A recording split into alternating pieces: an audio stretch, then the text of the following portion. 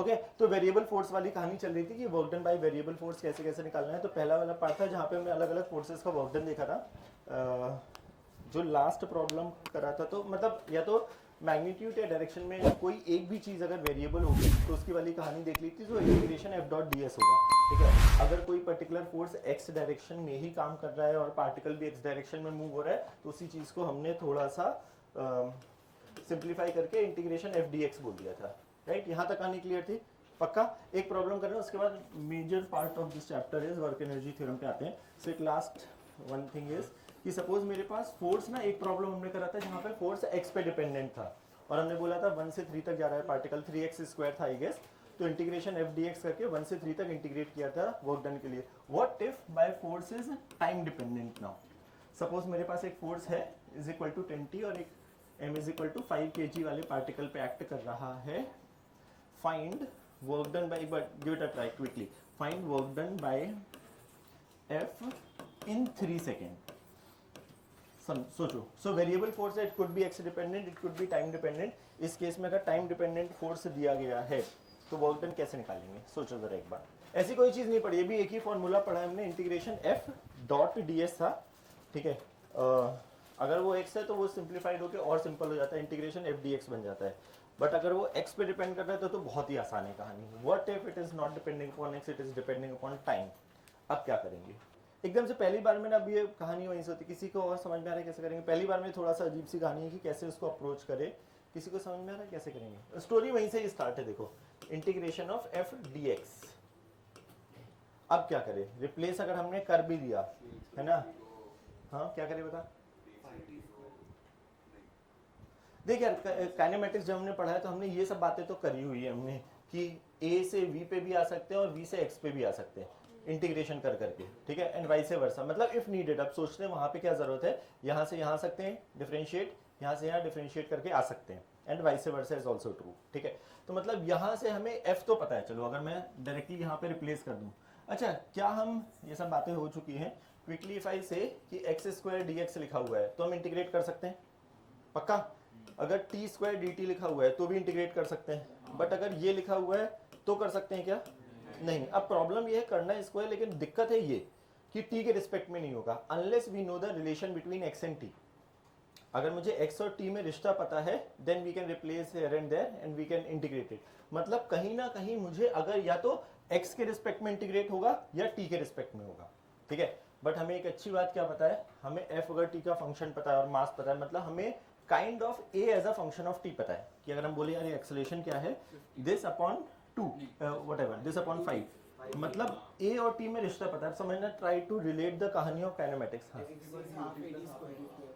अब यही सवाल है, सो क्या x is equal to half at² लगा सकते हैं या नहीं? सवाल इज दिस। नहीं, क्यों?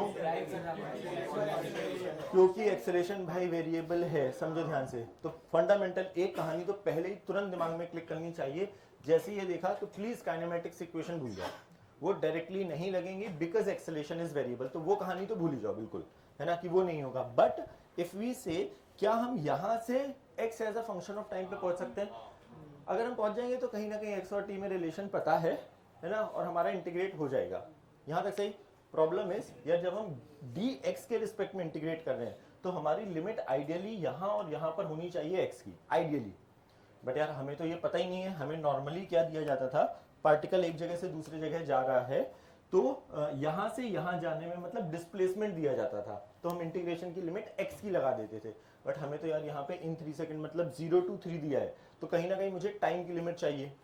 टाइम की लिमिट चाहिए, या तो हम ये निकालें कि 3 सेकंड में पार्टिकल कितना डिस्प्लेस हो रहा है, या तो हम ये निकालें कि because of this acceleration in 3 second how much particle is getting displaced. Suppose kinematics का प्रॉब्लम होता ही है, मुझे a as a function of t दिया जाता और पूछा जाता कि बताओ 3 सेकंड में पार्टिकल कितना डिस्प्लेस होगा, तो कैसे निकालते? वर्बली केवल, अभी हम सॉल्व नहीं कर रहे हैं, वर्बली बताओ कैसे निकालते। अगर ये दिया होता, ओरिजिनल प्रॉब्लम भूल जाओ, अगर a as a function of t दिया है और मैं पूछ रहा हूँ कि बताओ 3 सेकंड में पार्टिकल कितना डिस्प्लेस होगा, इंटीग्रेट क्या करके?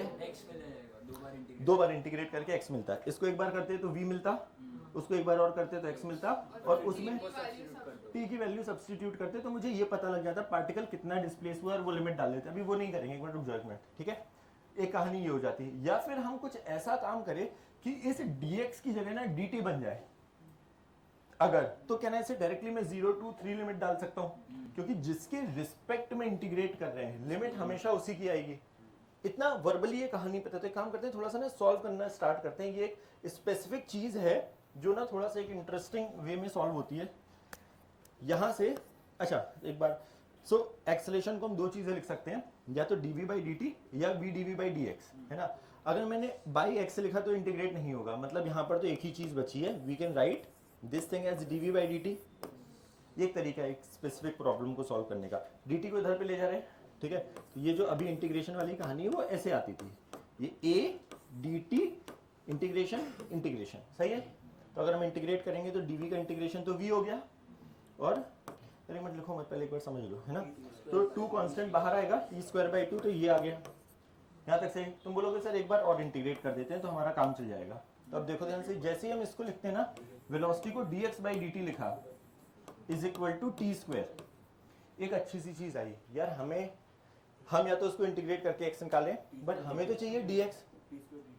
एग्जैक्टली, समझो ध्यान से, तो हमें वो इंटीग्रेट करके फिर से डिफरेंशिएट करना पड़ता। तो अच्छी चीज क्या है, क्या हमें यही तो चाहिए था, हमें we are not liking this dx, कैन we replace this dx as a t² dt। पक्का, हमें f ऑलरेडी t का फंक्शन पता है, तो f की जगह तो हम डायरेक्टली 10t डाल ही सकते हैं, इंटीग्रेशन का साइन 10t।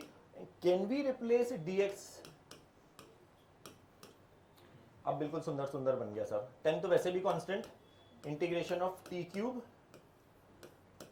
कहां से कहां, जहां से जहां पूछा गया, वो जो भी पूछा गया है, इस केस में 3 सेकंड में पूछा गया, सीधे सीधे 0 to 3 चिपकाओ, 10 t⁴/4, हाँ जो भी, मतलब t⁴/4, 0 से 3 कितना आएगा, जितना भी आएगा यार, कितना होता है 81 ना, तो 810/4। तो पॉइंट इज कि जब हमें f as a function of t दिया है, so you don't need to come up till x as a function of time, तुम सीधे वेलोसिटी पे आ सकते हो, dx को you can write kind of v dt, है ना। सो वो t का फंक्शन यू कैन डायरेक्टली रिप्लेस।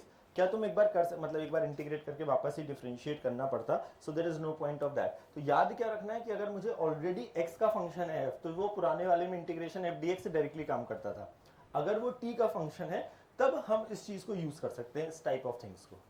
पक्का, श्योर, ओके, जल्दी लिखो। इंपॉर्टेंटली एक चीज है, 2-3 लोगों का दिख गया भाई, please don't apply x is equal to half a t², वो बहुत फंडामेंटल गलती है यार। अगर तुम्हें दिख गया है एक्सेलेरेशन टाइम का फंक्शन है, वो तो लिखो ही मत, क्योंकि वो लिख के ना वो एक गलत ही आंसर आएगा इवेंचुअली, क्योंकि वो वेरिएबल है। वेरी गुड, नो, हाँ, सो वेरी गुड सवाल। तो अब यार ये स्प्रिंग अपने आप नहीं खींच रही है, so this is kind of the external force.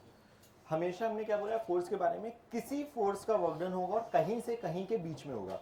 तो अगर मुझे पूछा जाता है इस एक्सटर्नल फोर्स का वर्क डन बताओ, तो सेम आंसर आता, बट वो पॉजिटिव आता। तो अभी सवाल ये है कि किस फोर्स का वर्क डन पूछा गया है। अगर मैं यहीं पे ही लिख दूं find the work done by external force, मैं भी आने वाला हूं इस चीज पे, बट गुड सवाल इज कि जब ये फोर्स का वर्क डन क्या वो वाला है कि जब ये फोर्स लगना बंद हो जाए, नहीं। जब हम स्प्रिंग नेचुरल लेंथ पे है तो हम खींच रहे हैं मैं, क्योंकि स्प्रिंग अपने आप नहीं खींच रही है, बट वर्क डन बाय मी नहीं पूछा गया है। वर्क डन पूछा गया स्प्रिंग फोर्स का वर्क डन कितना है। अगर मेरा वर्क डन पूछा जाता तो फोर्स भी ऐसे, डिस्प्लेसमेंट भी ऐसे, सेम आंसर आता बट पॉजिटिव आता, है ना। हाँ, विच वेरी गुड, इस चीज पे मैं 2 मिनट में आ रहा हूँ, 2 मिनट में कुछ समझाना, वेरी गुड सवाल। बट हाँ, yes, it's on coming, just 5 minute रुको, मुझे एक बार पूरा कंप्लीट कर लेने दो। तो ये क्योंकि ये चीज ना डायरेक्टली लिखी होती है और वो कंडीशन अप्लाई नहीं लिखी होती, इसीलिए बस थोड़ा सा समझाना चाह रहा हूँ। इसके नीचे ना नोट करके या एरो बना के स्टेटमेंट लिखो, and it's a very important statement. This formula will work only and only when, but majority again I am repeating 90-95% of the problem में डायरेक्टली यही होता है। वो 5% प्रॉब्लम है जहाँ पे ध्यान देने की जरूरत पड़ेगी, but still for you it's important. So write down, this formula will work only and only when spring is being extended or compressed from its natural length, when spring is being extended or compressed from its natural length by the amount x spring is being extended or compressed from its natural length. So please highlight this line from its natural length, है ना, ये बहुत important है, from its natural length by the amount x. अच्छा, अब physics को ना या मैथ्स को ना एज पर सिंबल समझ में नहीं आते. मैंने x की जगह अगर a लिखा तो x का काम a करेगा, x की जगह y लिखा तो y करेगा, x की जगह मैंने 2x लिखा तो वो 2x करेगा. बट इंपॉर्टेंट कहानी, फ्रॉम इट्स नेचुरल लेंथ, मतलब स्प्रिंग पहले खींची हुई नहीं होनी चाहिए, then it would directly work. कि मैंने बोला स्प्रिंग अपनी नेचुरल लेंथ पे है और मैंने 2x खींचा, तो कहना है इसे x की जगह 2x रिप्लेस कर दूंगा तो मेरे पास वट एवर 4x² आएगा. वहां तक कहानी समझ में आ गई है? पक्का? अब समझना एक अगली वाली चीज before I answer all these questions. समझना, ये कहानी है बट ये मेरी नेचुरल लेंथ है, ठीक है. स्प्रिंग ऑलरेडी खींची हुई है by the amount x. Already ये नेचुरल लेंथ थी, स्प्रिंग खींची हुई है. अब मैं स्प्रिंग को और खींच रहा हूं, मैं खींच x अमाउंट से ही रहा हूं, x अमाउंट से ही खींच रहा हूं, बट स्प्रिंग ओवरऑल जो खींच गई है वो हो गई है 2x. ऑब्वियसली डायग्राम से ये समझ में आ रहा है. तो पहली चीज है ये तो हमें समझ में ही आ रहा है, आंसर एक तो निगेटिव आएगा ही आएगा, ठीक है, कि क्योंकि स्प्रिंग फोर्स पीछे लग रहा है और हम जा रहे हैं आगे. बट जो हमने अभी कहानी पढ़ी, उसमें यहाँ पे जो ये कहानी थी, ये लिमिट थी, जिसमें लोअर लिमिट बता रही थी कि स्प्रिंग पहले कितनी खींची हुई है फ्रॉम इट्स नेचुरल लेंथ, और अपर लिमिट बता रही थी कि फ्रॉम नेचुरल लेंथ हमने कितना कहाँ पे पहुंच गए हैं. तो कहना है बाय दैट लॉजिक हमारे पास जब हम work done by spring force निकालेंगे इस केस में यहाँ से यहाँ पहुंचने में, तो हम बोलेंगे सेम कहानी रिपीट करेंगे. हम बोलेंगे kx लिखेंगे, dx लिखेंगे, cos 180 लिखेंगे. यहां तक सही. बट लिमिट आएगी, अब एक मिनट उत्तर देख लो क्या आता है. ये माइनस आया, k आया, x² 2 आया, लिमिट आई x से 2x. हमने खींचा स्प्रिंग को x ही है, पहले वाले केस में भी और अभी भी. बट यहाँ पे उत्तर आ रहा है k/2, 2x का स्क्वायर आएगा 4x² माइनस x². देखो ध्यान से, हमने खींचा उतना ही है बट यहाँ पे आंसर आ रहा है ज्यादा, क्योंकि हमें लगती है ज्यादा मेहनत. समझना ध्यान से, जितना ज्यादा स्प्रिंग खींची हुई होगी उतना ही ज्यादा स्प्रिंग फोर्स लगेगा, उतनी ही ज्यादा मेहनत और लगेगी इसको और खींचने में. इसलिए वो नंबर आ रहा है 3/2. हमें ये नहीं याद करना है, पॉइंट वो है कि वो याद करना है, बट वो नेचुरल लेंथ से कितना खींचा गया ये वाली कहानी है. ये एक अलग प्रॉब्लम है कि x से 2x खींचा तो कितना स्प्रिंग फोर्स का वर्क डन होगा. तो इट इज -k/2 3x². यहाँ तक सही कहानी. अब एक क्लियर है किसी को डाउट इसमें? नाउ द सवाल इज, ठीक है, ट्रू एंड फॉल्स सोच के बोलना. जितनी कहानी हमने अभी देखी अभी लिख लेना. एक मिनट पहले एक बार ये बताओ, ये वाला हमने बोला है स्प्रिंग ऑलरेडी, हमेशा स्प्रिंग फोर्स का वर्क डन किसी एक जगह से दूसरी जगह पे जाने में होता है. स्प्रिंग कभी ना कभी ऑब्वियसली अपनी नेचुरल लेंथ पे होगी. मैंने वर्क डन पूछा नेचुरल से यहाँ तक पहुंचने में कितना वर्क डन होगा, तो मैं बोलूंगा नेचुरल से टोटल कितना खींचा है 2x, तो -12kx² में x की जगह 2x डाल दूंगा. बट अगर स्प्रिंग ऑलरेडी खींची हुई है, यहाँ से यहाँ ले जाने में स्प्रिंग को कितना वर्क डन होगा, तो मेरी लोअर लिमिट है x, अपर लिमिट है फ्रॉम इट्स नेचुरल लेंथ कितनी खींची है 2x. तो हमने वो सीधे सीधे इंटीग्रेशन करा तो हमारे पास उत्तर आ रहा है ये. तो वो जो खींचा हुआ है उसको हम अज्यूम करें कि उसकी नेचुरल लेंथ. नो, वही तो मैं बोल रहा हूँ. अगर हम वो अज्यूम करते तो फिर से लिमिट 0 to x आती. स्प्रिंग फोर्स इस केस में कहना है वो kx के बराबर होगा, और इस केस में वो 2kx के बराबर होगा, है ना. तो लिमिट जो है स्प्रिंग फोर्स में जो kx है, वही मैं बता रहा हूँ, ये जो x है ये नेचुरल लेंथ से एक्सटेंशन या कंप्रेशन है. तो इस केस में नेचुरल से ऑलरेडी x से खींची हुई है और हमने x और खींचा, मतलब बट हमें नेचुरल से मतलब है, तो टोटल कितनी खींची 2x. तो ये लोअर एंड अपर लिमिट क्या बता रही है, नेचुरल से कहां पर है और कहां पे पहुंच रहे हैं. दोनों केस में हमने खींचा x ही है. पहले वाले केस में 0 to x खींचा है, दूसरे वाले केस में x से 2x खींचा है. बट वर्क डन आ रहा है अलग, क्योंकि स्प्रिंग फोर्स वेरिएबल फोर्स है जो x पे डिपेंड करता है कि कितनी खींची हुई है. यहां तक कहानी क्लियर? पक्का? तो वो हाँ वैसे नहीं होता है. कितना केवल डिस्प्लेस हुआ पे डायरेक्टली डिपेंड नहीं करता है कि मैंने x से 0 से x खींचा, x से 2x. अगर मैं 2x ऑलरेडी खींची हुई होती और मैं x और खींचता तो मेरी लिमिट आती 2x से 3x, तो फिर आंसर कुछ और ही आता, 3x² माइनस 2x². तो कहना है से हर x खींचने में अलग वर्क डन आ रहा है. तो हम जो याद रखेंगे वो याद रखेंगे नेचुरल से कितना खींचा गया है. यहां तक कहानी सही. सवाल ओके, ट्रू और फॉल्स. हर केस में यार वर्क डन आ रहा है नेगेटिव। क्या मैं ये बोल सकता हूँ work done by spring force is always negative? No, क्यों यार, हमेशा ही नेगेटिव आ रहा है। वेरी गुड, सुनना ध्यान से, उल्टा सेम कहानी है। अगर मैंने इस केस में मैं यहां से यहां आया तब वर्क डन नेगेटिव आ रहा है ना। अगर मैं यहां पर होता और मैं स्प्रिंग को छोड़ देता, अभी जो तेरा वाला डाउट था समझना, मैं यहां पे हूं और स्प्रिंग को छोड़ूं तो क्या ऐसे स्प्रिंग अपनी नेचुरल लेंथ में जाने की कोशिश करेगी। अब स्प्रिंग फोर्स भी ऐसे ही लग रहा है और डिस्प्लेसमेंट भी ऐसे ही हो रहा है, तो सेम उत्तर आता, बट वो आता पॉजिटिव। तो याद रखना, बिकॉज मेजॉरिटी ऑफ प्रॉब्लम्स क्या होते हैं कि स्प्रिंग अपनी नेचुरल लेंथ पे है, will come and see. And एक ब्लॉक आया, नेचुरल लेंथ पे टकराया, स्प्रिंग दब गई या कुछ हो गया। तो मोस्ट ऑफ द प्रॉब्लम्स में होता है स्प्रिंग ओरिजिनली नेचुरल लेंथ पे होती है और फिर दबती है या खिंचती है, इसलिए वो नेगेटिव वाली कहानी डायरेक्टली काम करती है।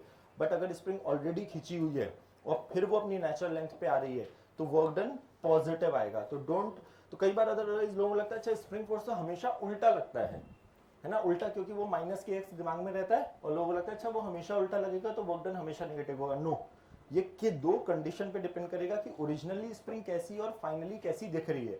अगर यहां से यहां जाऊंगा तो समझ में आ रहा है पॉजिटिव होगा। तो ये प्लीज मत याद रखना कि हमेशा ही minus half K X square है। नेचुरल से अगर खिंचेगी या दबेगी तब minus half K X square है डायरेक्टली, अदरवाइज कुछ भी और कहानी होगी, फिर हम अपना दिमाग लगाएंगे फोर्स और डिस्प्लेसमेंट की डायरेक्शन सेम है या अलग अलग। पक्का यहाँ तक आने क्लियर है? श्योर? ओके, आंखें खोल के लिख लेंगे। बट अगर वो एग्जैक्टली नेचुरल पहुंच रहा है, एग्जैक्टली कि सपोज 2x खिंचा तो 2x से जाते टाइम कभी ना कभी वो x पे भी आएगा और कभी ना कभी वो 0 पे भी आएगा। तो 2x से अगर x पे आया है तो पॉजिटिव तो होगा बट वो plus half K X square नहीं होगा। अगर वो इवेंचुअली, देखो दो पोजीशन है, एक ऑलरेडी खिंची हुई है, सपोज x खिंची और x से 0 पे आ रही है, नेचुरल पे आ रही है, तो सीधे सीधे हम बोल देंगे plus half K X square. अगर 2x से 0 पे आ रहे हैं तो हाफ के प्लस हाफ के 2x का होल स्क्वायर। बट अगर कुछ भी अजीब सी कहानी है देन हम फिर ध्यान देंगे कि वो directly half K X square नहीं होगा। तो कहीं से भी अगर नेचुरल पे आ रहे हैं देन वो पॉजिटिव या नेगेटिव डायरेक्टली काम करेगा। बट कुछ अजीब सा है देन जैसे ये वाली कहानी इंटीग्रेशन ध्यान देना पड़ेगा। सही है? पक्का? हाँ, अब आते हैं एनर्जी पे। हाँ बोल बोल बोल बोल यार, लिमिट डालिए, एक बार 2x डालेंगे तो 2x का whole square minus lower limit का स्क्वायर, तो वो वाला फैक्टर है। सही है? पक्का? बढ़े आगे। Energy, so let's come to energy. ठीक है, अब वर्क एनर्जी थ्योरम पे आ रहे हैं। पहले एक बार इन जनरल डेफिनेशन एक छोटू सी लिख लेते हैं। So write down the heading as energy. बचपन में ये सब डेफिनेशन याद कराई जाती है, याद है किसी को क्या होती है? Okay, now that you know, so यही सेम डेफिनेशन लिख लो जिसका कोई यूज नहीं है बट ऑब्वियसली इंपॉर्टेंट है क्योंकि आप थोड़ा सा फील के हिसाब से स्टार्ट करेंगे। So energy, general definition of energy is capacity of a body to do work is called as energy. Capacity of a body to do work is called as energy, है ना। अब सवाल ये है यार, हमने जो एनर्जी पढ़ी है बचपन में, ठीक है, व्हाट टाइप ऑफ एनर्जी, एक आध दो नाम बता दो कौन कौन सी energy? Gravitational potential energy, elastic potential, elastic potential. अच्छा, ओके, सो इसमें दो एनर्जी ऐसी हैं जो तुमने अभी नाम लिया। तो एक है यार kinetic energy, which is my first thing जो अभी बताने वाले हैं। काइनेटिक एनर्जी, ठीक है, काइनेटिक एनर्जी किस बात पे डिपेंड करती है? कि काइनेटिक एनर्जी की डेफिनेशन याद है? Half m v square. एक मिनट, मैं अभी सब लिखवा रहा हूँ, प्लीज कुछ मत लिखना, मैं अभी ऑर्डर में लिखाऊंगा। सो काइनेटिक एनर्जी जो तुमने फॉर्मूला रेक्टिफिकेशन करा है वो है हाफ एम वी स्क्वायर। यहाँ पे वी क्या है? नो, फिर से सोचो, वी क्या है? अगर वी वेलोसिटी है, काइनेटिक एनर्जी स्केलर है वेक्टर? एनर्जी है भाई, वेक्टर कैसे हो जाएगी यार? ठीक है, तो यहाँ पे ये वी है स्पीड, मतलब अगर ये ऑब्जेक्ट 5 मीटर पर सेकंड से इधर जा रहा है या इधर जा रहा है उसकी काइनेटिक एनर्जी सेम ही होगी। तो याद रखना हम, अच्छा डेली लैंग्वेज में हम जल्दी में बोल देंगे कि ये वेलोसिटी है बट दिमाग में याद रखना it is a speed. So particle की स्पीड है यहाँ पे पहली चीज, ठीक है। पोटेंशियल एनर्जी और जो ये तुमने भी स्प्रिंग पोटेंशियल एनर्जी या इलास्टिक पोटेंशियल एनर्जी का नाम दिया, इस पर बाद में आऊंगा। द रीजन है हमें बचपन में ना कुछ बताया जाता है, वो प्लस mgh या माइनस mgh बताया जाता है, ठीक है। अभी मैं उस पर नहीं आ रहा हूँ, अभी हम starting only with the kinetic energy, क्योंकि वर्क एनर्जी थ्योरम से कुछ ऑर्डर में स्टार्ट कर रहे हैं। सो पहली चीज राइट इट डाउन, एनर्जी में first right it down kinetic energy. Kinetic energy और छोटी सी एक डेफिनेशन लिख लेते हैं, तुम्हें पता ही है ऑब्वियसली, बट ठीक है।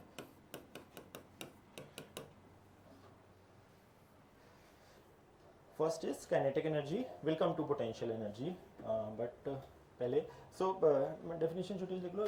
The energy possessed by the body due to its motion, energy possessed by the body due to its motion is called as kinetic energy. इसमें दो बातें याद रखेंगे ऑब्वियसली, फॉर्मूला तो चलो तुम्हें पता ही है, which is half m v square obviously, बस ठीक है, चलो अभी बता दिया ऑलरेडी कि यहाँ पे v स्पीड है, ठीक है। सिंस स्पीड है, मास हमेशा पॉजिटिव होता ही है, ये स्पीड है मतलब 100% यार kinetic energy is always a positive number, है ना। इट कैन नॉट बी और इक्वल टू, मतलब अगर पार्टिकल रुका हुआ है तो काइनेटिक एनर्जी जीरो होगी, otherwise it is always a positive number. जैसे हम पोटेंशियल एनर्जी की बात करेंगे ना जब, तो वो नेगेटिव भी होती है कुछ, विल सी की क्यों होती है, वो कुछ रेक्टिफिकेशन कराया जाता है, बट एक कुछ चीजें मान के। तो पहली चीज is kinetic energy is half m v square. अब सवाल ये है, जो ये v है, हमने बोला है velocity is a frame dependent quantity या एब्सोल्यूट नंबर, मतलब कि अगर एक पार्टिकल फ्रेम डिपेंडेंट, तो मतलब यार अगर वेलोसिटी फ्रेम डिपेंडेंट है, मतलब kinetic energy is also frame dependent. मतलब अगर एक पार्टिकल 2 मीटर पर सेकंड से चल रहा है तो हम बोलेंगे इसकी काइनेटिक एनर्जी हाफ m2 का स्क्वायर। बट एक इंसान जो दूसरे फ्रेम में बैठा है वो भी 2 मीटर पर सेकंड से चल रहा है, तो कहने से इसको तो लगेगा ये रुका हुआ है, मतलब इसके रिस्पेक्ट में इसकी काइनेटिक एनर्जी होगी जीरो। तो एक दूसरी चीज एक स्टार मार्क करके लिखो, kinetic energy is a frame dependent quantity, kinetic energy is a frame dependent quantity. मतलब बाय डिफॉल्ट हमने बोला है, वैसे जब तक हम कुछ मेंशन नहीं करते हैं हमेशा हम चीजें ग्राउंड के फ्रेम से देखते हैं या स्टडी करते हैं, but if some different frame में हम बैठेंगे तो याद रखना यहाँ पे वो वेलोसिटी उस फ्रेम के रिस्पेक्ट में है ना। So it is not absolute number, it is a frame dependent quantity. यहाँ तक सही। अच्छा, एक और चीज हम बाद में यूज करेंगे, मोमेंटम का फॉर्मूला क्या होता है, तो काइनेटिक एनर्जी को मोमेंटम के फॉर्म में ये भी बताया ही जाता है, वो भी पता है ना। ओके, पता है तो बस लिख लो जल्दी से, ये पता ही है सबको, राइट, है ना। So kinetic energy can be written as, क्या होता है, m को ऊपर नीचे मल्टीप्लाई करते हैं, जल्दी, है ना, पता है ना, तो p स्क्वायर बाई 2m बनता है। So will remember this thing as this also, kinetic energy in form of momentum can be written as p square by 2m, है ना, या momentum can be written as, ये जब use होगा तो वैसे पता ही है, बट स्टिल ठीक है, whenever it is needed. सही, पक्का। most important part of this chapter or kind of physics is, yes, and it is super important.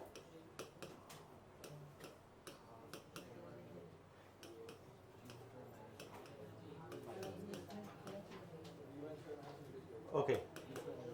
So write down the heading as work energy theorem. I am sure एक round और सुना तो है ना। Actually it is the most, क्योंकि ना हर chapter में we are going to study about this thing. So if you want to write down एक definition लिखनी है तो लिख लो, बहुत छोटी सी है, work energy theorem. Work done by all forces, work done by all forces in a given system, work done by all forces in a given system. दो तीन इंपॉर्टेंट चीजें हाईलाइट करा दूंगा, पहले पूरा लिख लेना। Work done by all forces in a given system is always, given system is always equal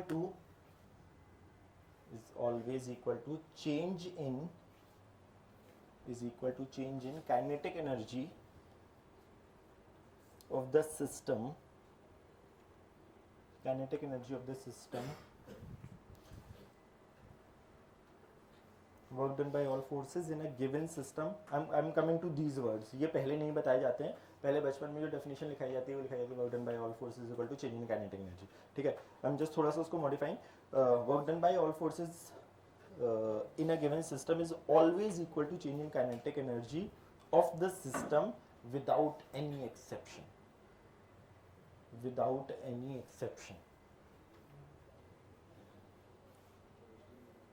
तो ऑब्वियसली बहुत ही छोटा सा फॉर्मूला है, व्हाट इज दैट, बहुत छोटू सा फॉर्मूला, लिखने के फॉर्म में it is very Chhotu obviously, that's it, है ना। बहुत इंपॉर्टेंट, बहुत प्राइमरी यूज है। प्लीज आप आगे की क्लास बहुत ध्यान से, जरा सा भी डाउट हो प्लीज स्टॉप मी, क्योंकि ये आगे के बहुत सारे चैप्टर्स में यूज होने वाला है। अच्छा, किसी भी चीज का डेल्टा ये सब तो पता ही है हमें, उसकी final value minus initial value. Now the सवाल इज ये ऑल कौन से फोर्सेज हैं। तो एज ऑफ नाउ मैं थोड़ा सा बाइफर्केट कर रहा हूँ, क्योंकि हमने कुछ कुछ फोर्सेज पढ़े हैं। तो क्या क्या हो सकते हैं, हो सकता है वो ग्रेविटी का फोर्स हो सकता है वो नॉर्मल रिएक्शन हो, जो अभी मैं केवल बस वो फोर्सेस मेंशन कर रहा हूँ जो तुमने पढ़े हुए। कुड बी अ फ्रिक्शन का फोर्स, कुड बी टेंशन का फोर्स, और तुमने अभी क्या स्प्रिंग पढ़ लिया है। अभी अब सवाल है कि ऐसे कितने फोर्स हो सकते हैं दुनिया में, बहुत सारे, है ना। और हम हो सकता है फ्रेम चेंज कर ले तो सूडो फोर्स भी आ जाए, है ना, इलेक्ट्रोस्टैटिक फोर्स, मैग्नेटिक फोर्स, मतलब दुनिया में बहुत सारे फोर्सेज हैं। बट क्योंकि अभी इस मोमेंट पे ना, जब ये चैप्टर आता है तब तक मेजरली हम यही फोर्सेज पढ़ते हैं। हम इलेक्ट्रोस्टैट्स नहीं पढ़ा है, या मैग्नेटिक फोर्स नहीं पढ़ा है, या कोई अजीब से फोर्सेस नहीं पढ़े हैं, तो मैं उन फोर्सेस के लिए अदर लिख दे रहा हूँ, है ना। और ये अदर में हो सकता है सूडो फोर्स भी आ जाए। तो all the forces which are about to come in physics later on, है ना, वो सारे अदर्स में कवर्ड हैं। अभी majorly will actually discuss about only these forces. So point is, हमारे लिए जो अब अपने को डील करना है वो है ये कहानी। कौन कौन से फोर्स, हम हर फोर्स का वर्क डन निकालना हमने सीख लिया है। ग्रेविटी सीख चुके हैं, टेंशन, नॉर्मल, फ्रिक्शन, या जितने भी फोर्सेस हैं सबका वर्क डन अलग अलग निकालेंगे, और वो हमारा change in kinetic energy of system होगा। अभी सिस्टम का चक्कर क्या है, हो सकता है कि केवल एक ही पार्टिकल हो सिस्टम में, हो सकता है मल्टीपल हो। तो जो हमने वर्ड यहाँ पे सिस्टम यूज किया है, it is for this thing कि kinetic energy of the system की बात होगी, नॉट अ इंडिविजुअल। तो जब हम इंडिविजुअल को स्टडी कर रहे होंगे तो उस पर कितने फोर्सेज लग रहे हैं, उनका work done is equal to change in kinetic energy. And will stay here for good amount of time, जहां पे हम बहुत सारे प्रॉब्लम करेंगे केवल इस पे बेस्ड, अलग अलग सिचुएशंस में, है ना। सो राइट डाउन ये these two things and let's start with the questions now. Actually interesting है और करने में भी मजा आता है, बट प्लीज थोड़ा सा ध्यान से, केयरफुली, क्योंकि चीजें पढ़ी हुई होती है ना, तो थोड़ा सा लोग जल्दी में बह जाते हैं कई बार, ठीक है। सो पॉइंट इज, क्योंकि पता है तुम्हें चीजें कि कैसे अप्लाई करनी है, क्या क्या करनी है। ऐड क्यों कर रहे हैं ये, जब हमने बोला work done by all forces, है ना, तो ऑल का मतलब जितने फोर्स पार्टिकल पे लग रहे हैं या सिस्टम पे लग रहे हैं, work done is a scalar quantity is equal to, क्योंकि स्केलर क्वांटिटी हम डायरेक्टली ऐड कर सकते हैं, तो ऑल में जितने फोर्सेस लग रहे हैं सबका वर्क डन निकाला is equal to change in kinetic energy. आ रहा हूँ मैं भी एक आध। तो पहला एक दो प्रॉब्लम्स मैं सॉल्व कर रहा हूँ, ठीक है। And majority of the problems ना can be solve by force, जो तुमने न्यूटन्स लॉ पढ़ा है, एंड दिस ऑल्सो। अब फायदा क्या है इसका, फोर्स में एक तकलीफ होती है, force is a vector quantity. अगर मल्टीपल फोर्सेस लग रहे हैं तो उनका वेक्टर समीशन निकालो, ये निकालो, वो निकालो, और उसके बाद हम एक्सप्रेशन वेरिएबल है तो और दिक्कत, उसको इंटीग्रेट करो, डिफरेंशिएट करो वाला चक्कर होता है। तो पहला एक आध प्रॉब्लम ना मैं दोनों तरीके से बताना चाह रहा हूँ, जहाँ पे हम फोर्स वाले मेथड से भी करेंगे और इससे भी करेंगे। तो प्लीज अभी कुछ मत लिखना, एक मिनट, सॉरी, नोट हो चुका है ना। ओके, सपोज एक पार्टिकल है, उसको हमने इनिशियल वेलोसिटी 10 मीटर पर सेकंड से फेंका,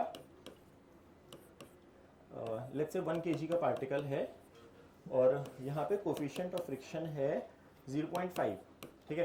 तो हमें पता है यार ये कुछ ना कुछ चल के रुक जाएगा। सपोज हमें पुरानी वाली कहानी, अगर ये फ्रिक्शन में प्रॉब्लम पूछा जाता तो कर लेते, कैसे करते एक बार बता दो जल्दी से। अगर सपोज मुझे बोला जाता कि find the distance travelled by the particle before it stops, S निकालना है, क्या करते? फ्रिक्शन का फोर्स लगता है, तो फ्रिक्शन कहाँ लग रहा है, पहला सवाल पीछे, एग्जैक्टली पीछे लग रहा है। अच्छा, जस्ट केवल एक्स्ट्रा चीजें पूछ रहा हूँ, is it a static friction लग रहा है या काइनेटिक? क्योंकि स्लिपिंग हो रही है, मतलब यहाँ पे जो फोर्स लग रहा है वो काइनेटिक है। काइनेटिक फ्रिक्शन का हमने फॉर्मूला क्या पढ़ा है, what is the value, mu n. हाँ, अच्छा, सो म्यू के और म्यू एस जब तक प्रॉब्लम में मेंशन नहीं है, हमारे लिए वो सब म्यू के म्यू एन सब बराबर हैं, unless mention in the problem. तो हमने बोला यार इस पे फ्रिक्शन लग रहा है काइनेटिक, जिसकी वैल्यू होती है mu n, which is a fix value. In this case mg और n एक दूसरे को बैलेंस आउट कर रहे हैं, क्योंकि पार्टिकल ऊपर नीचे नहीं जा रहा है, तो हमारे लिए वो नंबर आएगा 0.5, म्यू का वैल्यू, n का काम करेगा mg, m दिया है 1 और g दिया है से 10, तो कहने से ये वैल्यू आ गई हमारे पास 5 न्यूटन, है ना। Because of this friction particle के पास एक एक्सेलरेशन आएगा जो कि पीछे की तरफ होगा, वैल्यू में हम वो यूज कर लेंगे। तो ए की वैल्यू क्या आएगी, फोर्स डिवाइडेड बाय उसका मास 5/8, तो ये आ रही है 5 मीटर पर सेकेंड स्क्वायर। यहाँ तक सही? Sure, very good. V square is equal to u square plus 2s। तो हमें बताना है कि कब रुकेगा, तो हमें पता है यार उसकी फाइनल वेलोसिटी 0 होगी जब रुकेगा। तो हमने बोला क्योंकि एक्सेलरेशन कांस्टेंट है, we can very well apply the third equation of motion, right. तो हमने पहले न्यूटन्स लॉ लगा के हमने उसका एक्सेलरेशन निकाला। सिंस वो कांस्टेंट आया तो हमने बोला यार काइनेमेटिक्स इक्वेशन वैलिड है, where we are applying this. ये सब पता है, मैं इसीलिए तुमसे नहीं करवा रहा हूँ, मैं खुद ही एक बार, ठीक है। फाइनल वेलोसिटी 0, बहुत सिंपल सी कहानी है। ये आएगा 100 का स्क्वायर मतलब 10 का स्क्वायर प्लस 2, क्योंकि ए पीछे की तरफ है तो while putting it in the formula हमारे पास आएगा -5 और s निकालना है, सही है। 10, हाँ यहाँ तक सही कहानी। तो हमें ये पता होता तो हमें ऐसे ही निकाल लेते। अगेन एक बार लेट्स ट्राई इट। आप वर्क एनर्जी थ्योरम कैसे लगानी है समझना ध्यान से। जो भी पार्टिकल पे पहला सवाल है एफबीडी बनाएंगे and figure out how many forces are acting, how many, ठीक है। So if I ask you कितने फोर्सेस लग रहे हैं, कहना से एक लग रहा है mg, एक लग रहा है नॉर्मल ऑल्सो, यही है। वर्क एनर्जी थ्योरम बोलती है work done by all forces is equal to change in kinetic energy of the system. यहाँ पे हमारे पास एक ही पार्टिकल है और हम उसको ही स्टडी करना चाह रहे हैं।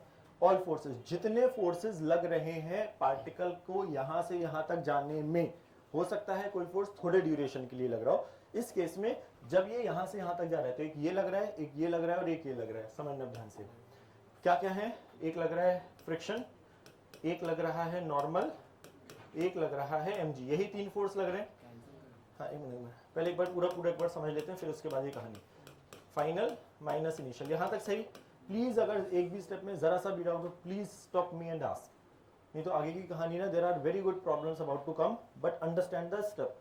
ये वाली कहानी तो आई गेस ये तो क्लियर होगी। हमने ऑल में देखा कितने लग रहे हैं, सब लिखा। सबसे पहले आना चाहता हूं मैं नॉर्मल। अगर पार्टिकल यहां से यहां गया, वर्क डन बाय नॉर्मल कितना होगा, क्योंकि सही है, नहीं लिखूं बार बार पूरा ना, cos 90 वाला टर्म, ये सब कहानी है। What is the work done by mg, sure, no तकलीफ। ओके, फ्रिक्शन, तो हमने क्या बोला, फ्रिक्शन का मैग्नीट्यूड हमें पता है क्या, हमने वो निकाल लिया था, mu n mu mg। Force लग रहा है पीछे, डिस्प्लेसमेंट हो रहा है आगे, तो कहना है इसे वर्क डन बाय फ्रिक्शन होगा, friction into displacement into cosine of the angle between them. What is the angle here, sir वो माइनस लिख सकते थे, ये धीरे धीरे हम वही लिखेंगे, बट अभी के लिए मैं पूरा समझाने के लिए लिख रहा हूँ। यहाँ तक सही। Kinetic energy final, eventually particle रुक रहा है, ये भी सही। इनिशियल तो -12m, जो भी हमारी इनिशियल वेलोसिटी थी उसका स्क्वायर, सही है बिल्कुल। ये cos 180 एंड -1, ये गायब कर दूं। f की वैल्यू हमें 5 पता है, डिस्प्लेसमेंट अपने को निकालना था, is equal to half, m का काम कर रहा है 1, v स्क्वायर इज 10 का स्क्वायर, सही है। 5 और 2 एक 10 से कैंसिल, अरे हाँ तो 10 तो नहीं है, बट हाउ वी आर, सवाल यहाँ पर ये नहीं है कि हम इसका क्या यूज है, हमने दोबारा क्यों करा, सवाल is how we are applying is important. अभी कैसे उस इक्वेशन को यूज करा है वर्क एनर्जी थ्योरम को हमने, ब्लॉक जिसको स्टडी कर रहे हैं सिस्टम, उस पर सारे फोर्सेस लिखे, हर एक फोर्स का वर्क। देखो तुम्हें 0 पता लग जाएगा, ऑब्वियसली ये लिखेंगे नहीं हम बाद में, अभी समझाने के लिए बता रहा हूँ। जितने फोर्सेस हैं सब लिखे, is equal to change in kinetic energy, ये तो स्टेटमेंट है। जिसका वर्क डन 0 था वो 0 किया, जो फोर्स का वर्क डन हमें पता था वो व्हाटएवर, एफ पीछे लग रहा है, डिस्प्लेसमेंट आगे उसका लिखा, change in kinetic. How we are applying is clear क्या, श्योर, बिल्कुल तकलीफ नहीं है, पक्का। जल्दी से लिखो अगला प्रॉब्लम, या एक और शायद दोनों तरीके से, एक और करते हैं दोनों तरीके से, उसके बाद सारे तुम्हें करने हैं। अगर ये तो ये वाली हमने बातें करी हुई हैं। अगर ये है डिस्प्लेसमेंट ऐसा, ये 90, नॉर्मल ऐसा, डिस्प्लेसमेंट ऐसा, ये 90,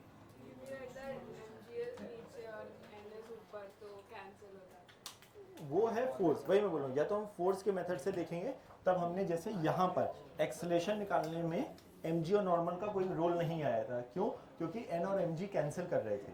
बट जब हम ये सोच रहे हैं तो उसका रीजन ये नहीं है, ये 0 होने का रीजन ये नहीं है n और mg बैलेंस आउट कर रहे हैं। ये जीरो होने का रीजन है वो cos 90 वाला टर्म। तो जब हम फोर्स सोच रहे हैं तब हम ये सब सोचेंगे, जब हम वर्क सोच रहे हैं तो है एन और एन जी बैलेंस आउट कर रहे हैं, यस, बट यहाँ पे reason of this is getting zero is not n और एन जी बराबर है। यस एग्जैक्टली, हाँ स्केलर तो है ही, मतलब अभी आ रहे हैं, मैं बोल रहा हूँ ना भी बहुत अच्छे प्रॉब्लम्स पे आ रहे हैं आज, बट पहले ये बताना चाह रहा हूँ कि वो दोनों मेथड से हम कैसे करें, मतलब सो कोई रूल बुक नहीं है कि अच्छा है खराब, ठीक है।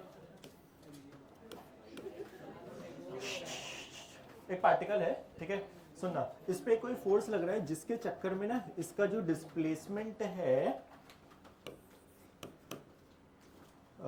वो है something like t cube upon 6। A particle पे कोई एक एफ फोर्स लग रहा है such that whose displacement as a function of time is this, ठीक है।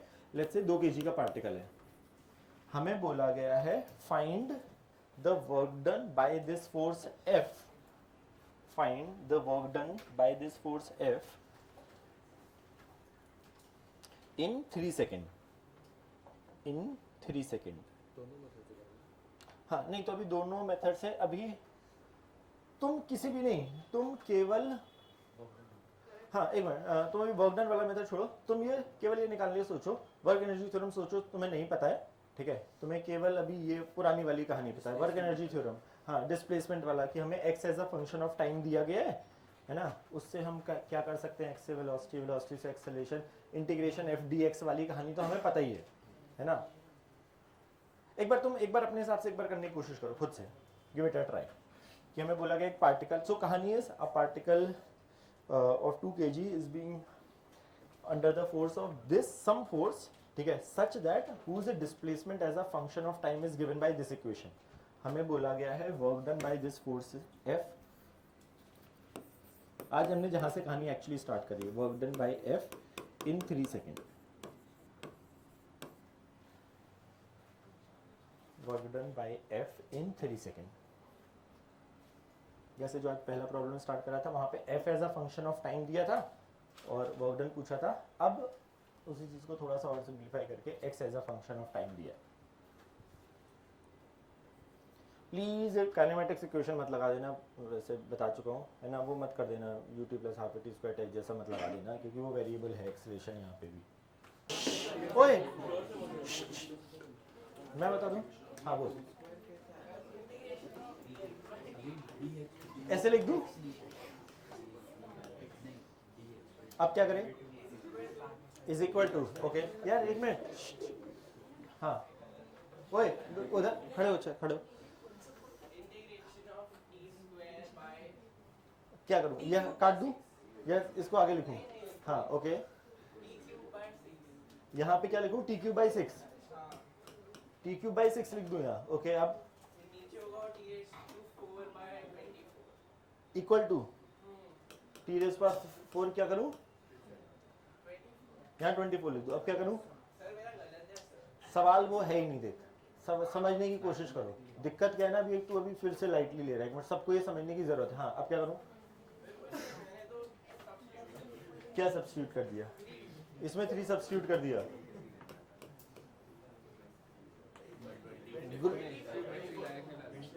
क्या करूं 24, तो मतलब तूने स्टार्ट करा है यहां से,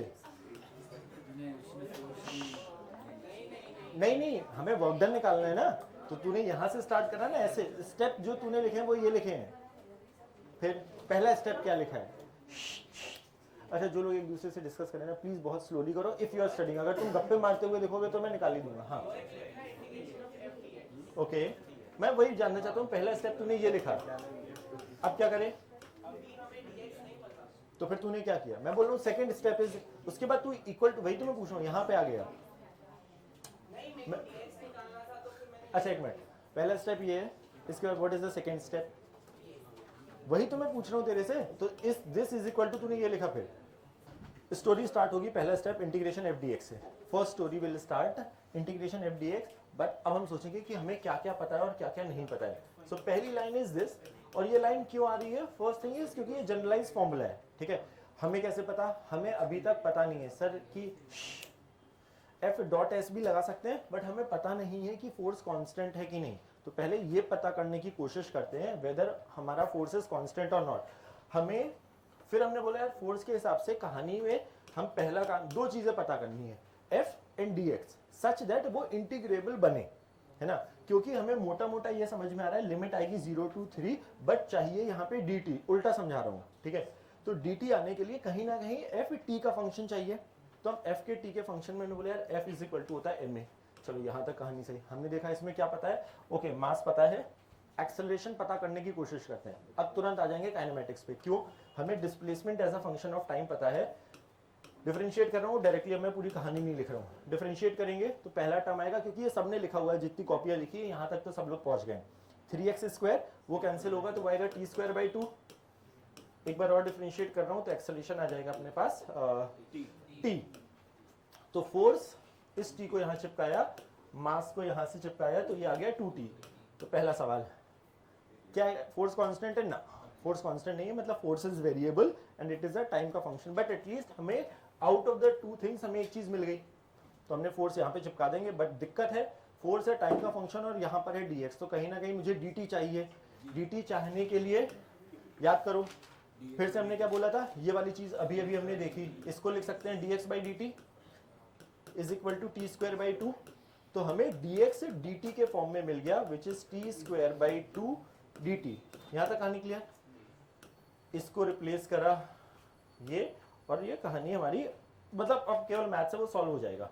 तो बेसिकली यहाँ से आ गया w is equal to integration, f की जगह लिख रहा हूँ 2t, dx की जगह लिख रहा हूँ t²/2 dt, गायब गायब, तो यहाँ से आ गया। अच्छा, अब हमारे पास टाइम का फंक्शन है, सब कुछ टाइम है, 0 से 3 सेकंड में बोला है, तो 0 से 3 हो गया, t³ का इंटीग्रेशन हो गया t⁴/4, और 0 से 3। क्या सारी कहानी समझ में आ रही है? पक्का, बिल्कुल, नो तकलीफ, श्योर। 2-3 लोगों की मैथमेटिकल गड़बड़ थी, आई डोंट नो व्हाई, बहुत सारे लोगों ने ना 2 पता नहीं क्यों 81/2 आया है, बहुत सारे लोगों का, कोई 2 मिसिंग था, काफी लोगों का था, लेकिन 2-3 लोगों का दिखा था, वो कोई मैथमेटिकल गलती होगी, पक्का। अब समझना ध्यान से, एक interesting way of solving this question. यार हमें ये पता लग गया है कि work done by all forces is equal to change in kinetic energy, समझना ध्यान से, इंपॉर्टेंट। इसके बाद हम सब केवल वर्क एनर्जी से करेंगे, ठीक है। अच्छा, इस पे कितने फोर्सेस लग रहे हैं, फिर से अब मैं वो लिखूंगा भी नहीं, mg लग रहा है, नॉर्मल लग रहा है, कहने से दोनों का वर्क डन 0 है, तो अभी मैं लिख नहीं रहा हूं, बट दिमाग में याद रखना नॉर्मल और mg दोनों एक्ट कर रहे हैं। तो कहने से मेरे पास बचा इकलौता force F is equal to change in kinetic energy, final minus initial, ये लिख सकता हूं। हमें ये निकालना है, can we write directly half m final square minus initial square, ये भी चलेगा, हाफ m का काम कर रहा है 2, समझो ध्यान से। हमें भाई ये तो पता ही लग गया था बहुत जल्दी, velocity as a function of time यहाँ आ गया था, जब t की वैल्यू 0 है तब वेलोसिटी 0, मतलब ये टर्म इनिशियल वेलोसिटी 0 हो गई। कहाँ से आ रहा है, ये इस जगह से आ रहा है, velocity is equal to t²/2 पे आ चुके थे, जब t इज इक्वल टू 0 पे वेलोसिटी 0, जिसको हम इनिशियल वेलोसिटी बोलते हैं। t इज इक्वल टू 3 पर वेलोसिटी कितनी हो जाएगी, 3 का स्क्वायर/2,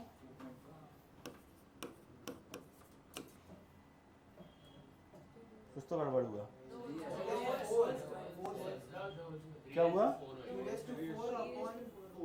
अच्छा सॉरी 3:4, तो वेलोसिटी की जगह यहाँ ये डाल सकते हैं, तो कहना है t⁴/4 आएगा, ये गायब, 3 सेकेंड,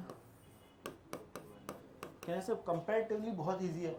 फिर से सवाल ये नहीं है सही या गलत वाली कहानी, वर्क एनर्जी थ्योरम कैसे काम कर रही है।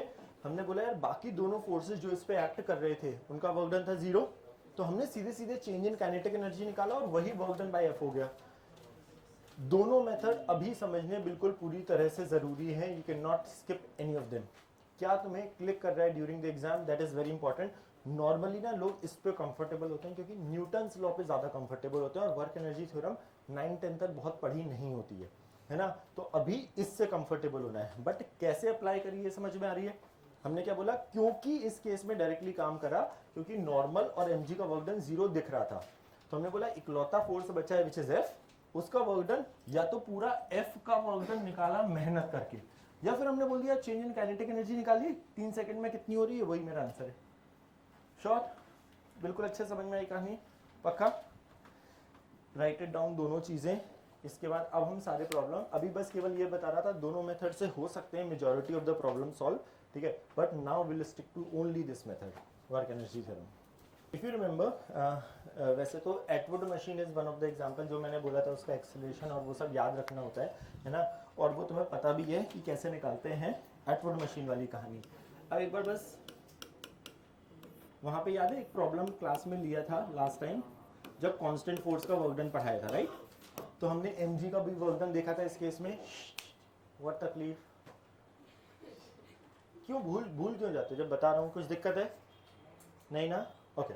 हमने यहाँ पे देखा था तो हमने बोला था यार जब ये पार्टिकल कुछ सम सेकंड में, तो तुमने एक्सेलरेशन निकाला था, उतने सेकंड में डिस्प्लेसमेंट निकाला था, फिर mg का वर्क डन निकाला था और एक्सेलरेशन फोर्स इक्वेशन लिख के। एक बार क्विकली अब ये समझो, in general suppose m2 is greater than m1, तो अब ये नीचे जा रहा होगा। लेट्स से किसी जनरल टाइम पर x गया नीचे, तो ये जाएगा x ऊपर। ये कंस्ट्रेंड है कि एक ही रस्सी है, जितना ये नीचे जाएगा उतना ही इसको ऊपर जाना पड़ेगा। क्या हम ये बोल सकते हैं क्या, जब ये नीचे जाएगा तो व्हाटएवर भी इट्स वेलोसिटी, जो भी उतनी ही वेलोसिटी इसकी होगी, ये वापस से सेम कंस्ट्रेंड है। यहां तक सही? वर्क डन इस पे जो t लग रहा है ऊपर, वही t इस पे लग रहा है ऊपर, बट ये नीचे जा रहा है और ये ऊपर जा रहा है। तो एक बार मैं सिस्टम और समझाना चाह रहा हूँ। हमने क्या बोला, work done by all forces is equal to change in kinetic energy. अब थोड़ा सा सिस्टम वर्ड समझा रहा हूँ। पीछे वाले प्रॉब्लम्स में, दोनों प्रॉब्लम में एक ही पार्टिकल था, बट क्या हम मल्टीपल पार्टिकल के लिए भी इक्वेशन लगा सकते? तो हमने क्या बोला, जो स्टेटमेंट लिखा, work done by all forces in a system is equal to change in kinetic energy of the system. अब समझना ध्यान से, अगर मैं सिस्टम की बात करूं पूरी कहानी की, how many forces are acting, how many, बताओ एक बार। इसका mg, टेंशन इस पे ऊपर, इसका m1g नीचे और इस पे टेंशन ऊपर, यही लग रहे हैं। तो अब मैं वर्क एनर्जी थ्योरम लगा रहा हूं इन दोनों को साथ में लेके। तो हम बोलेंगे जितने फोर्सेस लग रहे हैं सबका वर्क डन। तो हमारे लिए एक फोर्स से, पहले मैं एक बार पूरा लिख रहा हूं, m2g प्लस एक फोर्स है m1g, एक फोर्स है, अच्छा तो अभी टेंशन वाला मैं डायरेक्टली बताता हूँ। वहां पे इफ यू रिमेंबर हमने work done by cancel, work done by tension निकाला था। एक का जितना पॉजिटिव आया था दूसरा का उतना ही नेगेटिव आया था, याद है? मैंने वहां बोला था उसको ऑब्जर्व करेंगे बाद में। Work done by internal force हमेशा होता है 0, याद है? अब देखो यहाँ पे वो थोड़ा सा वेरीफाई करा रहा हूँ। अगर मैं बोलूँ इस वाले ब्लॉक पर टेंशन का जो वर्क डन है, लिखना चाहो तो लिख दो पहली बार में, इस वाले पार्टिकल पे टेंशन का जो वर्क डन है वो t into x into cos 0 है, इस पर t into x into cos 180 है। तो कहना है ये टर्म इवेंचुअली 0 होने वाला है ना? अभी मैं इसको मल्टीपल पुलिस पे भी आऊंगा, बट आइडिया समझ में आ रहा है। Is equal to change in kinetic energy of the system.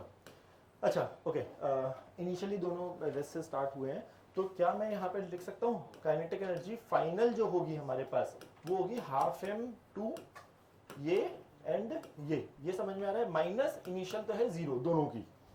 तो हमने काइनेटिक एनर्जी सिस्टम की क्या बोली, इसकी है हाफ m2v², इसकी है हाफ mv², m1v²। यहाँ तक सही? ओके, नाउ ध्यान से समझना। वर्क डन, जब ये पार्टिकल x से नीचे गया, what is the work done by mg, m2g कितना लिखे? m2gx, सही है? इंटू कॉस 0 चलेगा? What is the work done bye m1g? अब ये जल्दी जल्दी समझ में आ रहा है। m1 नीचे जा रहा है ऊपर, cos 180 का टर्म आने वाला है, तो यहाँ पे लिखेंगे माइनस m1gx, ये भी सही? हाफ m2 प्लस m1v², यहाँ तक भी सही? तो अगर मुझे वेलोसिटी पूछी जाती तो कहना है जब ये x से नीचे गया है तो क्या इस फॉर्मूले से हम v² से हमारे पास वेलोसिटी आ जाती है ना? इस 2 को मल्टीप्लाई कर रहा हूँ तो twice m2 minus m1g into x upon m1 plus m2 चलेगा? इसका अंडर रूट हो जाता। यहाँ तक सही कहानी? मैं बोल रहा हूँ एक काम करते हैं, इससे एक्सेलरेशन निकालने की कोशिश करते हैं। अब फील द कहानी। अगर मुझे velocity as a function of x पता है, can we find out acceleration as a function of x? Differentiate with respect to. अब सवाल है दो चीजें कि या तो एक्सेलरेशन के 2 फॉर्मूले पढ़े, अगर वो टाइम का फंक्शन होता है तो हम dv/dt कर देते हैं, या फिर v dv/dt, क्योंकि वो x का फंक्शन है। तो या तो मैं v में एक अंडर रूट लगाऊं, but if I ask you can we differentiate v square को विद रिस्पेक्ट टू x, मतलब मैं यहाँ पे लिखना चाह रहा हूँ d और dx, बट v स्क्वायर करना चाह रहा हूँ। v स्क्वायर का x के रिस्पेक्ट में डिफरेंशिएशन क्या होता है? याद करो एक कहानी, x स्क्वायर का differentiation with respect to t क्या था? No no no no no, किसी को याद है? x स्क्वायर को t के रिस्पेक्ट में कैसे करेंगे? हाँ बोल नहीं, 2 बोलो। So to पहले x square को differentiate to x and then उसका भी वेरी गुड, समझो ध्यान से, चेन रूल वाली कहानी। तो हमने क्या बोला, अगर ये किसी भी चीज का अजीब से रिस्पेक्ट में, एक बार वर्बली एक बार वापस समझा दे रहा हूँ, तो यहाँ पे t के रिस्पेक्ट में करना है तो dx को ऊपर नीचे मल्टीप्लाई करो, ये सब हम करेंगे नहीं, बट लेकिन ये याद रखो डायरेक्टली करने का तरीका, dx को ऊपर नीचे मल्टीप्लाई किया, इस dx को इसके साथ लिख रहा हूँ, तो यहाँ पे आएगा d of dx of x square, और यहाँ पे इस dt को इधर पे ला रहा हूँ। तो हमने क्या बोला, x स्क्वायर को x के रिस्पेक्ट में डिफरेंशिएट कर सकते हैं, yes, which is 2x into dx by dt। तो अगर मुझे किसी वेरिएबल का किसी अजीब सी चीज के रिस्पेक्ट में डिफरेंशिएट करना है, तो उसको डिफरेंशिएट उसी के रिस्पेक्ट में कर दो, इंटू dv बाई dx लिख दो। तो क्या ये बात समझ में आ रही है? This can be written as v square का डिफरेंशिएशन v के रिस्पेक्ट में होगा 2v into dv by dx। ये समझ आ रहा है? पक्का? एग्जैक्टली। सो अब हमारे पास कहानी क्या आई, ये लिखा हमने, ये वाली कहानी, मतलब अगर मैं इस पूरी चीज को डिफरेंशिएट करूं with respect to x, v square का x के रिस्पेक्ट में डिफरेंशिएशन हुआ 2v dv बाई dx। ये जो पूरी कहानी है, कहना है उसमें ये सब कांस्टेंट है, which is 2m2 minus m1g upon m1 plus m2। x का differentiation with respect to x, x का, हाँ v का नहीं, बस हो गया ना खत्म। कहना है v dv बाई dx, कहना है यही तो एक्सेलरेशन है। और याद आया, net pulling force upon total mass of the system. Sir वो वाला बहुत इजी था। अभी we are trying to establish how we can apply work energy theorem in different situation, है ना। सर वो वाला तो बहुत इजी था, वहां पे सीधे फोर्स लिखो, ऐड करो। अब हाँ, ये प्रूफ जैसा नहीं, बट अभी हम हाउ वी आर अप्लाइंग पे आ रहे हैं, क्योंकि अभी ना हमें वेलोसिटी बतानी होगी तो हम पहले एक्सेलरेशन पे आते थे, फिर इस पे आते थे। अभी हमने, अगर मुझे वेलोसिटी बतानी है, क्या ऐसे इसका वर्क डन प्लस इसका work done is equal to change in kinetic energy. यहां से हम यहां पे भी आ सकते हैं। अभी हम धीरे धीरे वो एस्टैब्लिश कर रहे हैं हाउ वी आर अप्लाइंग। पक्का? श्योर? पुली वाले केसेस में ये समझ में आ रहा है कि work done by internal tension zero हो रहा है ना। Which I am coming to one more case, but idea समझ में आ रहा है? पक्का? लिखो। हाँ हाँ एक मिनट, हाँ तेरा क्या डाउट है? हाँ, तो हमने क्या बोला, यहाँ पर एक टी लग रहा था, इंटरनल फोर्स भी हटा दो। मैं बोलता अगर what is the work done by tension on m2, तो टी ऊपर है बट इसका डिस्प्लेसमेंट हो रहा है नीचे, तो इस टी का वर्क डन कितना होता है, T into x into cos 180 minus T x. अगर इसका वर्क डन देखते, इस पे टी ऊपर बट ये भी एक्स ऊपर जा रहा है, तो इसका वर्क डन होता है T into x into cos 0। तो उन दोनों को जब हम ऐड करते तो total work done by tension कितना होता है, 0। तो अभी हम कमिंग टू एक और प्रॉब्लम जिससे और क्लियर होगा। यहाँ पे तो ऐसा लगता है अच्छा एक ही बोलिए, जितना ही ऊपर उतना नीचे। हाँ, which I am coming to next वाला, सेकंड वाले में, जिसमें मल्टीपल थोड़ी सी कहानी, अगले वाले कहानी। वैसे पूछ ले तू, हाँ क्या पूछ रहा है वैसे? तो सवाल है कि तुम अगर ऐसा सिस्टम ले रहे हो जिसमें वो इंटरनल बन जा रहा है तो 0 होगा, बट अगर मैं केवल सपोज m2 को स्टडी करता तो इस टेंशन का वर्क डन लेना पड़ता। अगर मैं केवल m2 को बोलता तो मैं बोलता m2 का वर्क डन m2g का m2gx minus dx is equal to half m2 into v square होता। फिर वो आ रहा हूँ सब चीज़ों पे। तो ये बेसिकली ना, जब ये लिखा है ना सेपरेटली, जैसे अगर यहाँ पे लिखा है आइडियली ये है, ठीक है, अगर मैं यहाँ पे लिखता dv तो क्या बोलता तू आंसर? पक्का? तकलीफ है क्योंकि v के रिस्पेक्ट में डिफरेंशिएट हो रहा है, मैंने लिख दिया यहाँ पे x। वो समझा। हाँ, मल्टीप्लाई दोनों को तो dx नहीं तो अब से तो multiply। नहीं dx नहीं dv से, क्योंकि हम इसको v के रिस्पेक्ट में इंटीग्रेट कर सकते हैं, है ना। तो हमने इसीलिए v, हमें यहाँ पे dv होता तो हम कर पा रहे थे, तो हमने क्या किया, dv से ऊपर नीचे मल्टीप्लाई किया, इस dv को यहाँ लिखा और इस dx को यहाँ लिखा।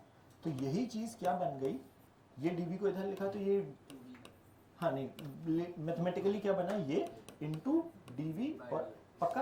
हाँ तो हमने बोला ये तो हमें इंटीग्रेशन आता ही है directly, which is 2v into d we by D x. तो क्या हम यहाँ से डायरेक्टली यहाँ पहुँच सकते हैं? तो हमने बोला एक काम करते हैं, अगर किसी अजीब से चीज़ के रिस्पेक्ट में डिफरेंशिएट करना है तो उसको पहले उसी के रिस्पेक्ट में कर दो, into d we by D x लिख दो, तो वो डायरेक्टली लिखने का बस जस्ट है। बट हमने किया ये काम है, तो दो स्टेप को मिक्स करके एक सीधे डायरेक्टली दिमाग में होता है। सही है, बढ़े आगे।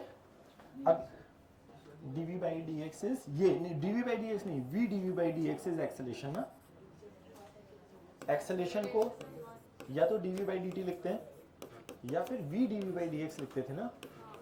तो यहाँ पे डायरेक्टली वही टर्म बन गया ऑलरेडी, टू कैंसिल होने के बाद। तो यही चीज हमारी एक्सेलेरेशन है ना। मतलब अगर कुछ और बनता तो हम उसको इवेंचुअली यही बनाते हैं, क्योंकि हमें एक्सेलेरेशन चाहिए था अगर तो। जैसे भी एक लिख, सही है, okay.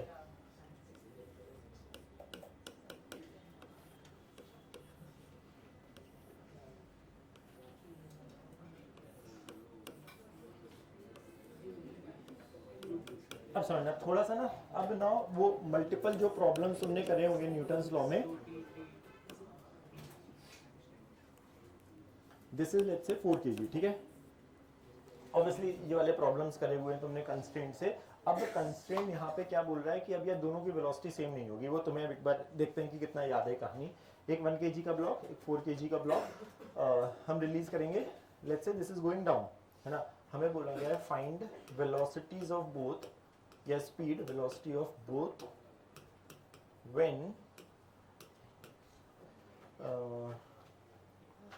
4 kg block goes down by 1 metre.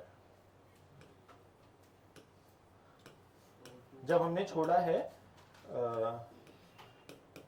जिस इंस्टेंट पे 4 kg 1 मीटर नीचे चला जाएगा, हमें स्पीड बतानी है या वेलोसिटी बतानी है दोनों ब्लॉक्स की, है ना। जब ये 1 मीटर जाएगा, हाँ तो ये ऊपर जाएगा, बट अब ये 1 मीटर ऊपर नहीं जाएगा, वो तुम दिमाग लगाओ। ये कहानियां तुमने पढ़ी है, क्योंकि it is not a direct one रस्सी, directly they are not attached. Okay, again hint नहीं, please don't go by the Newton's law. भी ये तुम करने को ये काम कर सकते हो, तुम एक्सेलेरेशन निकालोगे, फिर तुम बोलोगे एक्सेलेरेशन कांस्टेंट आ रहा है, v square is equal to u square plus 2s लगा सकते हो, बिल्कुल 100%। व्हाट आई वांट इज कि ये अगर 1 मीटर जा रहा है तो पहले ये दिमाग लगाओ कि ये कितना जाएगा ऊपर या नीचे, क्या होगा, है ना। How many forces are acting, work done by all forces is equal to change in kinetic energy. यहाँ पे ओनली थिंग इज जो तुम्हें जरूरत पड़ने वाली है, ये अगर 1 मीटर नीचे गया तो ये कितना जाएगा, ये पता होना चाहिए बाय द कंस्ट्रेंट। अगर इसकी वेलोसिटी v है तो उसकी कितनी होगी, ये भी तुम्हें बाय कंस्ट्रेंट पता होना चाहिए। और वो कंस्ट्रेंट कैसे निकालते हैं, नाउ याद है कहानी वो, पक्का एक बार now give it a try. और उसका भी ना बहुत अच्छे से शॉर्टकट्स बताए गए होंगे, आई एम श्योर, है ना। तो वो वाली कहानी जो है ना, एक बार सोचो एक बार कि क्या करना है। किसी को उन सब में दिक्कत है क्या वैसे, जब तक बाकी लोग सॉल्व करें, टी टी 2t वो सब पता है ना, ये t है, t है, t है, 2t है, तो ये कितना जाता है वो, है ना। ओके, पर उसमें तो एनएलएम यूज करना पड़ेगा यार एनएलएम यूज तो कर ही सकते हो, तो तुम आओगे एक्सेलरेशन पे। नहीं, जो वो कंस्ट्रेंट बनाने के लिए तो यूज करना पड़ेगा। ये वो कंस्ट्रेंट डायरेक्टली भी तो बताया गया होगा, कंस्ट्रेंट बनाने के लिए नहीं। या तो एक प्रॉब्लम होती है जिसमें सच में इक्वेशन लिखनी होती है, कुछ होते हैं ऑब्जर्वेशन से भी।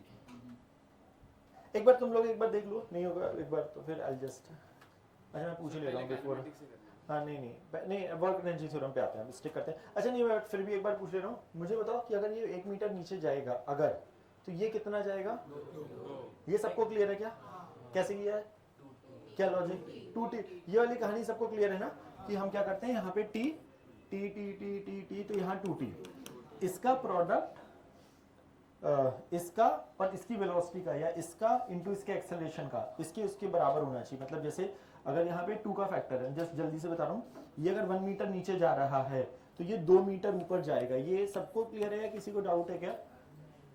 अगर इसकी वेलोसिटी v है 1 मीटर जाने के बाद, तो इसकी कितनी होगी 2v। ये सब कहानी क्लियर है ना, हाँ वो तो हो गई, है ना। बट ये सब कंस्ट्रेंट क्लियर है ना, कि अगर इसकी वेलोसिटी, इसका एक्सेलरेशन a होता था तो इसका 2a होता था, t इंटू a का product for this and this बराबर।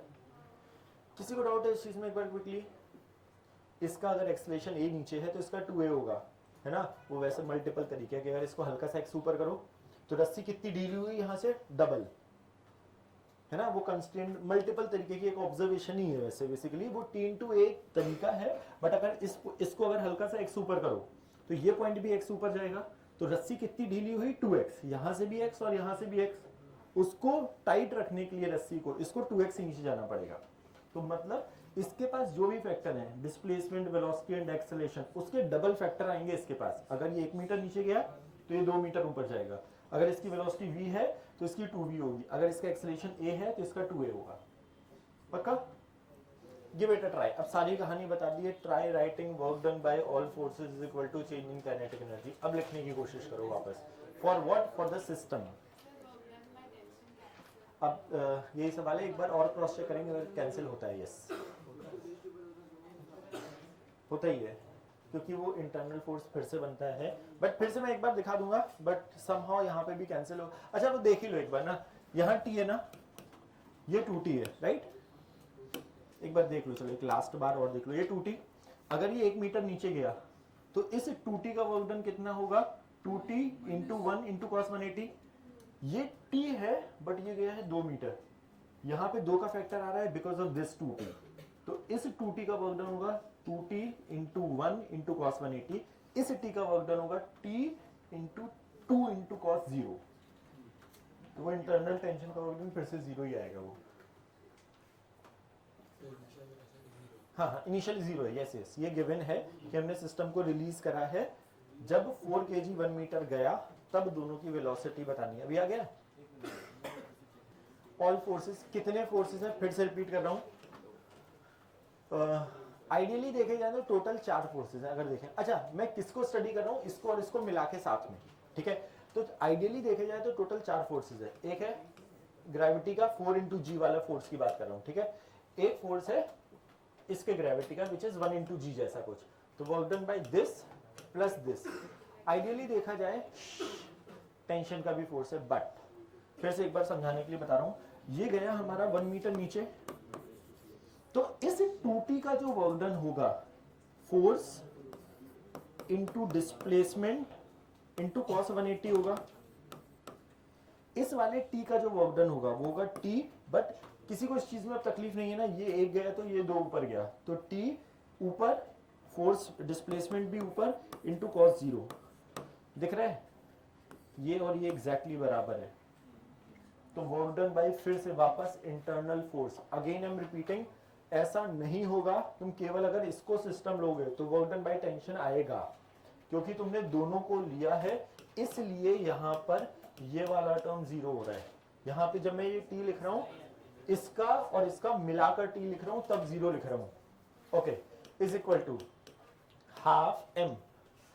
अच्छा अगर इसकी वेलोसिटी को मैं v मान रहा हूं तो पहला फैक्टर आएगा half m v square plus half इसका मास इंटू इसकी वेलोसिटी का स्क्वायर, 1 इंटू 2v का स्क्वायर। सही है? पक्का? -0, ये -0 किस चीज का है? Initial velocity, initial kinetic energy का। बस यार इसको सॉल्व करना है। Work done bye 4g, 4g नीचे लग रहा है, ओए जल्दी, 4g नीचे लग रहा है, 1 भी नीचे है,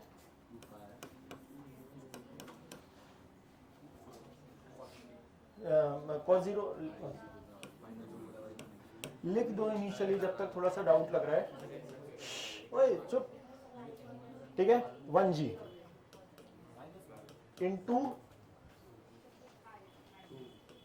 इंटू हाफ क्या? ये आ गया 2v स्क्वायर,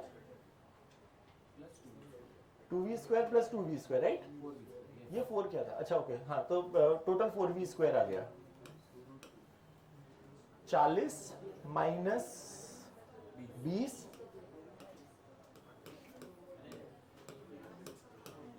तो v आता है √5, तो इसकी वेलोसिटी है √5 और इसकी है 2√5।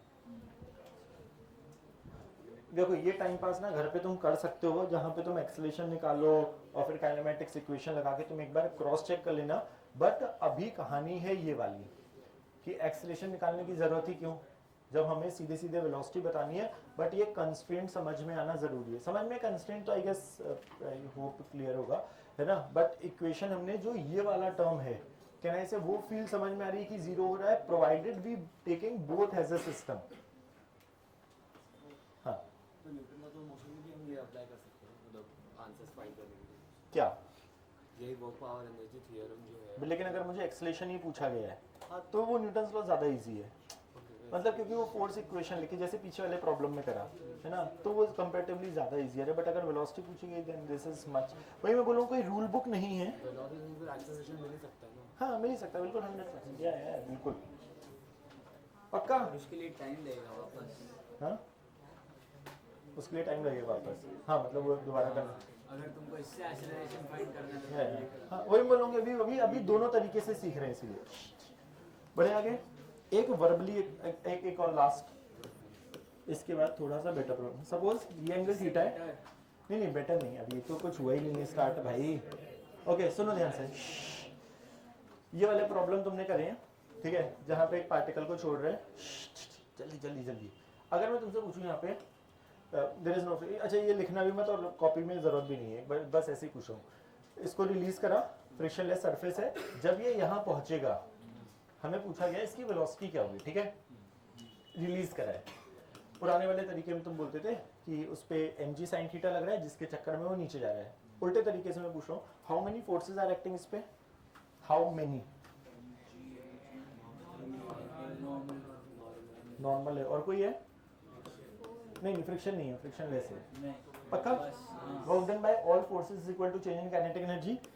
अच्छा एक मिनट वर्बली, क्योंकि नॉर्मल का वर्क डन क्या होगा, mg cos नॉर्मल का वर्क डन क्या होगा पक्का, और नहीं mg cos नहीं। सो अब what is the work done by mg जब ये पार्टिकल यहाँ से यहाँ गया। mg sin theta फिर से एक चीज और याद करो, कोई mgh क्यों, फोर्स कांस्टेंट है। वेरी गुड भाई, याद करा चुका हूँ ये, फोर्स कांस्टेंट है। दो तीन तरीके बताए थे, या तो सच में एफ एस cos थीटा करो जहां पे तुम mg लगाओ डिस्प्लेसमेंट लगाओ उनके बीच के एंगल। अगर कोई फोर्स कांस्टेंट है, हमारे पास दो और तरीके, force in the direction of displacement into displacement, या फिर force into displacement in the direction of force. क्या mg यहां से यहां जाने में कांस्टेंट है, तो mg के डायरेक्शन में जब ये पार्टिकल यहां से यहां गया, mg के डायरेक्शन में उसका डिस्प्लेसमेंट कितना हुआ, h। क्या दोनों सेम डायरेक्शन में है, तो work done by mg directly लिख सकते हैं, is work done by all forces. Normal का तो जीरो है, half m v square minus zero. समझ में आ रही कहानी पक्का।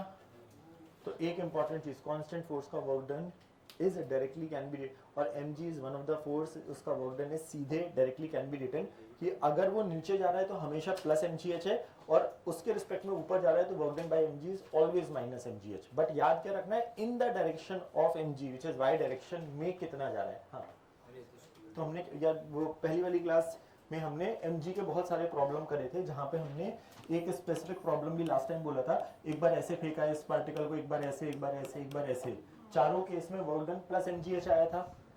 Force in the direction of displacement या फिर force into displacement in the direction of force, तो फोर्स यहां से यहां जाने में mg कॉन्स्टेंटली नीचे लग रहा है, and in the direction of mg particle गया यहां है बट mg के डायरेक्शन में कितना गया है, h। तो work done by mg directly we can write because it is a constant force, इसलिए तो directly work done by mg क्या हुआ, plus mgh is equal to change in kinetic energy. सही है, हाँ किसी को और पक्का। अब समझना ध्यान से, एक फ्रिक्शनलेस ट्रैक, एक पार्टिकल को हमने h हाइट से रिलीज करा, ठीक है, it's a curve this thing. जैसे ही वो ग्राउंड पे लैंड करता है यहाँ पे, यहाँ से आगे ये है रफ, ठीक है, जिसका फ्रिक्शन कोफिशिएंट दिया गया है म्यू। ये यहां से यहां तक का पार्ट है स्मूथ, अब ये जाएगा नीचे बिकॉज ऑफ समथिंग, अब ये स्ट्रेट नहीं दिया गया, this is a some curve type of thing. जब ये हिट करेगा फिर रफ है तो इवेंचुअली ऑब्वियसली कहीं ना कहीं जाके ये रुकेगा। You will have to tell me the s, your answer will only be in terms of m हो सकता है, g हो सकता है, h हो सकता है and mu. Give it a try. सवाल इज क्लियर। पक्का? हाँ, बहुत चिंता है देखो। तो ये एस प्लेन सरफेस का निकाल। Yes, from the horizontal ground, जहाँ पे वो हॉरिजॉन्टली हिट कर रहा है वहाँ से रफ सरफेस स्टार्ट हो रहा है, बेसिकली जहाँ से फ्रिक्शन लगना स्टार्ट हो रहा है वो हॉरिजॉन्टल है, ठीक है। हमें बोला गया है वो कितनी डिस्टेंस से ट्रैवल करके रुकेगा। पीछे वाले केसेस में तो एक्चुअली टू बी ऑनेस्ट ना इस प्रॉब्लम में, अच्छा एक बार गिव इट अ ट्राई। तो अभी पीछे वाले केस में इंक्लाइन प्लेन था, एंगल थीटा था, अब ये कुछ कर्व पाथ है, यहाँ से यहाँ आएगा, कुछ उसके पास वेलोसिटी आएगी, ऑब्वियसली वो दिख रहा है कुछ फील्ड से, फिर उसके चक्कर में वो आगे जा रहा होगा बट फ्रिक्शन के चक्कर में रुक रहा होगा। अभी तुम्हें जैसे करना है, अभी हमने कहानी पूरी पढ़ ली है, तुम्हें फोर्स पता है, सारे फ्रिक्शन पता है, वर्क एनर्जी थ्योरम का एक बेसिक आइडिया लग गया। नाउ आई वांट जैसे तुम्हारा मन अब तुम वैसे करो, अभी कोई रूल नहीं है कि तुम्हें वर्क एनर्जी थ्योरम लगानी है, फोर्स लगाना है। h by mu is the answer. Okay, अब समझना ध्यान से, एक अजीब सी चीज बताना चाह रहा हूँ यार, एक अजीब सी चीज ये बताना चाह रहा हूँ। अब थॉट प्रोसेस में ना एक कहानी है, रियलिटी में क्या हुआ होगा, ये जा रहा होगा पार्टिकल नीचे नीचे नीचे नीचे नीचे, ठीक है, और इसकी जब ये ग्राउंड को हिट करने वाला होगा उस इंस्टेंट पे it must have gained some velocity, right. कोई ना कोई वेलोसिटी आई होगी, जैसे उसने ग्राउंड को हिट किया होगा इस पे फ्रिक्शन लगने लगा होगा पीछे और उस चक्कर में रुका होगा। ये बेसिक फील तो ये बोलती है। तो अब सवाल है कि या तो मैं पहले वेलोसिटी निकालूं, और वो वेलोसिटी अभी पीछे वाली कहानी, now try to relate the कहानी। इस वाले केस में जब ये यहाँ से यहाँ आया, नॉर्मल ने तो वर्क करा नहीं था, केवल जो mg ने वर्क करा था वो डायरेक्टली mgh हुआ था और वो हमने हाफ mv² के बराबर कर दिया था। तो अब पहला सवाल है, जब ये पार्टिकल यहाँ से यहाँ आया, ठीक है, तो इस पे how many forces are acting, कहने से एक mg लग रहा है और एक लग रहा है अपना नॉर्मल। बट मुझे बता जिस, अच्छा तो पहला काम है मुझे बता mg का वर्क डन कितना होगा, mgh, उसको लेने ही देना नहीं भाई, वो कैसे स्लोप ऊपर नीचे क्या पहाड़ चल रहा है कोई मतलब नहीं, in the direction of gravity कहने से उसका डिस्प्लेसमेंट h है ना। तो यहाँ से यहाँ आने में mgh। दूसरी चीज, what is the work done by normal reaction, 0, क्योंकि सर क्योंकि हर इंस्टेंट पे नॉर्मल रिएक्शन अपनी डायरेक्शन चेंज कर रहा है, आंसर इज यस।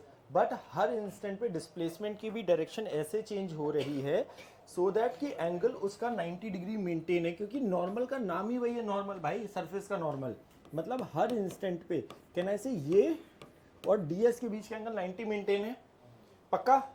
तो यहाँ से यहाँ आने में वर्क डन बाय नॉर्मल 0 है। तो एक्चुअली इसकी वेलोसिटी, अब याद रखो कि अगर कोई पार्टिकल स्मूथ सरफेस पे मूव करता है ना, तो h हाइट नीचे आने पे उसकी वेलोसिटी नो मैटर व्हाट, वो इंक्लाइंड स्ट्रेट है, अजीब सा पहाड़ है या कुछ भी है, वो हमेशा √2gh आती है। अब पॉइंट है कि यहाँ से यहाँ तो मैं पहले वर्क एनर्जी थ्योरम लगाऊं और फिर जैसे किसी ने करा है कि यहाँ से यहाँ काइनेमेटिक्स इक्वेशन लगाइए। Very interesting thing, work energy theorem के बारे में हमने क्या बात करी, विदाउट एक्सेप्शन का मतलब समझना। वर्क एनर्जी थ्योरम केवल हम किसी भी दो पॉइंट के बीच में लगा सकते हैं। Now I am trying to tell you very interesting thing, सुनना। मैं बीच की कहानी जानना ही नहीं चाहता, मुझे तो ये बोला गया ना डिस्प्लेसमेंट बताओ, मुझे अगर वेलोसिटी पूछी जाती तब मैं मेहनत करता। अब मैं बोल रहा हूँ क्या हम वर्क एनर्जी थ्योरम यहाँ से यहाँ डायरेक्टली लगा सकते हैं, काइनेटिक एनर्जी चेंज 0 होगा। वेरी गुड, सुनना ध्यान से, अब वेरी इंटरेस्टिंग थिंग। हम दो पॉइंट चूज कर रहे हैं, हमने बोला है ना विदाउट एक्सेप्शन लग सकती है, स्टार्टिंग पॉइंट और end point. Work done by all forces is equal to, ये तो जनरलाइज्ड इक्वेशन है ना, इसमें कोई कंडीशन अप्लाई तो है भी नहीं। जहां से हमने मोशन स्टार्ट करा, अब एक इंपॉर्टेंट चीज, जब हमने ऑल बोला है ना, अगर कोई फोर्स बहुत छोटू टाइम के लिए भी लग रहा है तो उस छोटू टाइम के लिए उसका वर्क डन होगा। क्यों?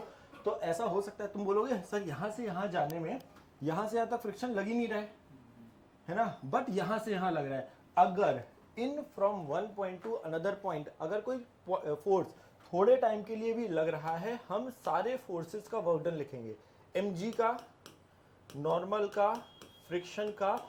सर फ्रिक्शन नहीं लग रहा, मैं बोल रहा हूँ कि अगर इतने से भी पोर्शन में कोई फोर्स एक्ट कर रहा है, we will write all forces is equal to change in kinetic energy which is final minus initial. यहां तक सही है कहानी? पहला सवाल, जब पार्टिकल यहां से यहां आया तो work done by mg is mgh। जब पार्टिकल यहां से यहां गया, what is the work done by mg? समझना, यहां से यहां पूरे जाने में हमें क्या मतलब बीच में क्या हो रहा है, फोर्स की डायरेक्शन, डिस्प्लेसमेंट, यहां से यहां जाने में वर्क डन बाय mg तो सीधे सीधे mg h ही है केवल, दैट टू प्लस, पक्का। वर्क डन बाय नॉर्मल, यहां से यहां भी जीरो है और यहां पे तो नॉर्मल और सीधा हो गया, मतलब वहीं ऊपर ही जीरो कर रहा हूं। कहना से इसका वर्क डन बाय नॉर्मल हमेशा जीरो। फ्रिक्शन यहां से यहां लग ही नहीं रहा था, है ना। फ्रिक्शन कब लगा, केवल यहां से यहां, पक्का। तो वर्क डन बाय फ्रिक्शन क्या होगा, F इंटू एस इंटू, हाँ मतलब ओके ठीक है, चलो जो समझ में आ गया तो ठीक है, बट अभी पूरा लिख रहा हूँ।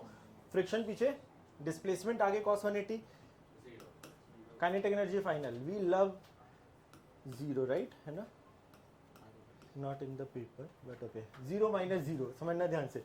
अच्छी बात क्या हुई, राइट साइड में ना जब वो फाइनली जहां पहुंचा तब भी वेलोसिटी जीरो है, जहां से हम मोशन स्टार्ट हुआ वहां पे भी वेलोसिटी जीरो है, तो कहना से राइट वाला टर्म पूरा ही जीरो हो गया, पक्का। धीरे धीरे ना ये डेवलप करना है, बहुत इंटरेस्टिंग कहानी है। जीरो माइनस जीरो आया mgh, इस cos 180 को राइट में ले जाएंगे, मतलब ये -1 राइट में ले जाएंगे तो प्लस हो जाएगा। फोर्स, फ्रिक्शन का फोर्स, अगर स्लिपिंग हो रही है तो फ्रिक्शन अपनी मैक्सिमम वैल्यू पे लगेगा which is mu n। Friction यहाँ पे लग रहा है, क्योंकि यहाँ पे लग रहा होता ना तो नॉर्मल हर इंस्टेंट पे अपनी डायरेक्शन चेंज करता, सॉरी नॉर्मल की वैल्यू चेंज होती क्योंकि वो mg cos थीटा होती है, और यहाँ पे slope is not constant. But जिस जगह पे फ्रिक्शन लग रहा है, कहने से नॉर्मल फिक्स हो चुका है, that to equal to mg and cos 180 का वो तो बैलेंस आउट हो गया इनटू s। फील द कहानी, धीरे धीरे थोड़ा सा फील करना पड़ेगा, और ये बाय द एंड ना बहुत अच्छा हो जाता है कहानी। बट एवरी सिंगल प्रॉब्लम अगर नहीं हुआ है, try to understand how we are doing, not we are concerned about the answer, never. Majorly ये और ये स्टेप क्लियर होना चाहिए, बाकी सब तो हो ही जाएगा। पूछो पूछो पूछो यार, बहुत सारे मेथड्स हो सकते हैं but this is the fastest. अच्छा ये फोर्स से ना टू बी ऑनेस्ट हो भी नहीं सकता, द रीजन इज ना यहाँ पे स्लोप अजीब सा है, तो यहाँ से यहाँ आने में ना तुम वेलोसिटी निकाल ही नहीं पाओगे। बट वो वर्क एनर्जी थ्योरम से ही हमें पता लग रहा है कि वर्क डन बाय जो mg है वो, अगर इसकी जगह ना मैं ऐसा बनाता पहाड़ और फिर यहाँ से होता कहानी, ब्लॉक जाता ऐसे ऐसे जाता ना, तो फोर्स से निकाल ही नहीं पाओगे क्योंकि मुझे ये इसकी इक्वेशन नहीं दी है। But work done by mg यहाँ से यहाँ आने में वो केवल डिपेंड ही इस चीज़ पे कर रहे हैं, इसलिए वो सीधे सीधे वो आ जाता है। आ रहे हैं अभी, और सही है, पक्का, बढ़े आगे। किसी को डाउट है, जल्दी जल्दी जल्दी जल्दी। अब आगे वाले प्रॉब्लम थोड़ा सा फास्ट करेंगे क्योंकि अब हमें थोड़ा सा डेवलप वो समझ में आ रहा है कि how we are applying. Okay, सवाल है सेम, पूरा स्मूथ है कहानी। ओए यहां पे लगी है एक स्प्रिंग, देखो समझ में आएगा ना तो ये बहुत इंटरेस्टिंग चैप्टर है, नहीं आएगा तो हर बार दिक्कत होगी। तो सवाल है, स्प्रिंग जब तक नहीं गिवन है, it is always natural length पे, तो फील क्या बोल रही है, ये m मास, ये h दिया है, ब्लॉक आएगा, स्मूथ सरफेस है, वेलोसिटी होगी कुछ, अब ये स्प्रिंग को दबाएगा। कहने से कभी ना कभी तो यार रुकेगा जाके, क्योंकि स्प्रिंग दब रही होगी, स्प्रिंग फोर्स इधर लग रहा होगा, मतलब 100% ये कहीं ना कहीं आके रुकेगा। Find maximum compression in the spring, find maximum compression, अच्छा के गिवन है obviously, sorry, maximum compression in the spring. Try यार, करो जल्दी से। सुनो भाई, ये नीचे जा रहा होगा, आइडियली क्या होगा, when it will hit the horizontal उसके पास वेलोसिटी आएगी, but we don't want to find out the velocity. क्या हम गया गया गया गया, कहने से कभी ना कभी ये ब्लॉक, अच्छा एक मिनट, कभी ना जब ये ब्लॉक यहां आएगा, एक देख हमें हमेशा ना वर्क एनर्जी थ्योरम के लिए ना पहले पोजीशन डिसाइड करनी पड़ेगी कि यहां से यहां के बीच में लगा रहे हैं। अगर मैं यहां से यहां लगाऊं तो ऑब्वियसली उसके पास वेलोसिटी आएगी, but we don't want to find out that velocity. हमें तो यही ये गया, स्प्रिंग दबना स्टार्ट हुई, स्प्रिंग फोर्स लग रहा है इधर, जितना ज्यादा ये आगे जाएगा स्प्रिंग फोर्स उतना ही लगेगा। तो फील से ये तो पक्का समझ में आ रहा है कभी ना कभी स्प्रिंग अपनी नेचुरल लेंथ से दबेगी, और ये ब्लॉक उस इंस्टेंट पे ऐसा दिख रहा होगा जब उसकी वेलोसिटी होगी 0। यही होगी सारी कहानी, पक्का।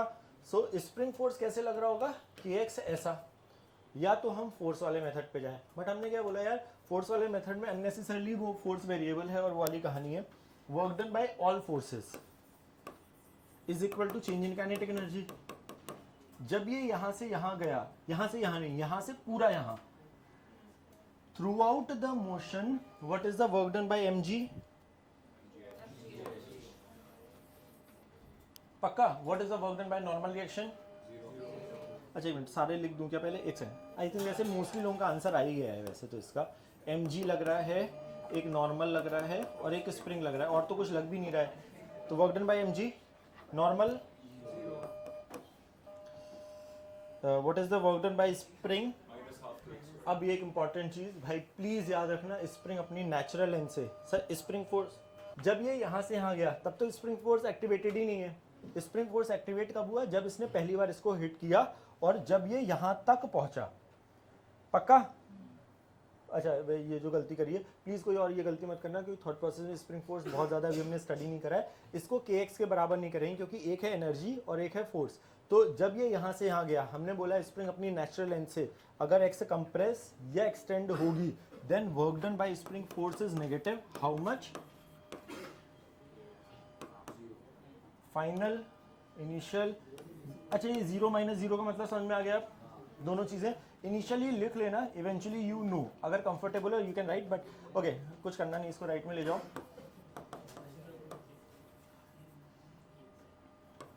h बाई के का अंडर रूट, पक्का, श्योर, नो तकलीफ। हाँ यार अच्छा तो ये नहीं ओके, मास कम या ज्यादा ना, बाउंस बैक तो इवेंचुअली ये भी होगा। अगर ये अच्छा देख स्मूथ सरफेस है, अगर जब ये रुका इस इंस्टेंट पे how many forces are acting, force force force जब ये यहां पर है, नहीं मैं बोल रहा हूँ सिचुएशन यहां से यहां पहुंचा, फिर स्प्रिंग दबी, कभी ना कभी इस जगह पे पहुंचेगा, ये एक इंस्टेंट है। मैं बोल रहा हूँ इस इंस्टेंट पे कितने फोर्स लग रहे हैं, हाउ मेनी, सॉरी हाँ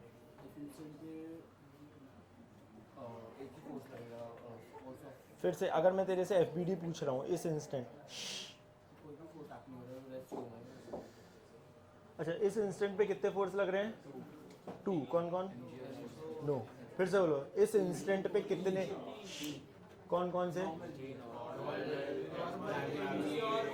वेरी गुड ओके नॉर्मल। अच्छा समझना फिर से, FBD का मतलब ही यही है कि इसको अगर मैं फ्री करूं, how many forces are acting, है ना, तो mg लग रहा है, नॉर्मल लग रहा है और स्प्रिंग फोर्स लग रहा है ऐसे, क्या ये ब्लॉक ऊपर नीचे जाने की कंडीशन में है, नहीं, तो mg और नॉर्मल बैलेंस, इस स्प्रिंग फोर्स को कोई बैलेंस कर रहा है क्या, नहीं, 100% इस इंस्टेंट पे ये रुका है, तुरंत उसके बाद ये आगे जाएगा, 100% जाएगा, और वो फिर कभी ना कभी इधर आएगा और फिर कभी ना कभी वो ऊपर जाएगा। एंड रियलिटी में सुनो ध्यान से, होगा क्या अगर सच में ऐसा काम करोगे ना, अगर वो फ्रिक्शनलेस है, यहां से यहां आएगा, यहां आएगा, फिर यहां आएगा और फिर एग्जैक्टली एच चढ़ेगा और वो जिंदगी भर चलता रहेगा ये। हाँ क्या क्या, नहीं अभी हम इसकी बात नहीं करें, but it is a repeated motion, मतलब कंटिन्यूअसली, या क्योंकि देख रियलिटी में क्या होता है, फ्रिक्शन होता है जिसकी वजह से एनर्जी लॉसेज होते हैं, जिसकी वजह से वो इवेंचुअली रुकता है। अगर कोई एनर्जी लॉस नहीं है तो वो सच में यहां से यहां गया, फिर यहां से यहां पहुंचा, उसके पास जो हाफ kx² आया है, फिर से वो स्प्रिंग फोर्स उधर लग रहा है, फिर से वो इधर आएगा, उसकी जो वेलोसिटी यहाँ पे √2gh है ना, वो एग्जैक्टली उल्टी हो जाएगी, फिर से वो ऊपर चढ़ेगा और वो एग्जैक्टली h चढ़ेगा, और फिर ये कंटिन्यूसली चलता ही रहेगा ये हमेशा। रियलिटी में अगर फ्रिक्शन होता है तो वो धीरे धीरे करके रुक जाता है, which we are coming to, but यहाँ पर क्योंकि लॉस नहीं है तो वो एनर्जी एक फॉर्म से दूसरे फॉर्म में कंटिन्यूसली कन्वर्ट होती जा रही है बार बार। श्योर, पक्का। अगला वाला problem is important and will have to remember. अच्छा तो पहले तुम्हें बताना है, सपोज मेरे पास एक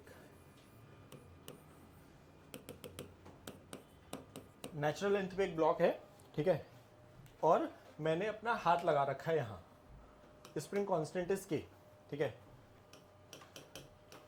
सेम सिचुएशन, फिर से हाथ लगा रखा है यहाँ।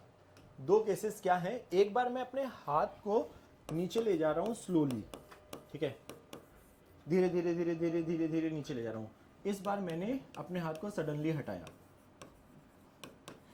दोनों केस में हमें ये बताना है कि what is the maximum extension. अच्छा, पहला सवाल, स्प्रिंग अपनी अगर नेचुरल लेंथ पे है तो स्प्रिंग फोर्स क्या होगा? पक्का है ना, मतलब mg लग रहा है, उस mg के चक्कर में नीचे आएगा। In both the cases we'll have to find out the maximum extension in the spring.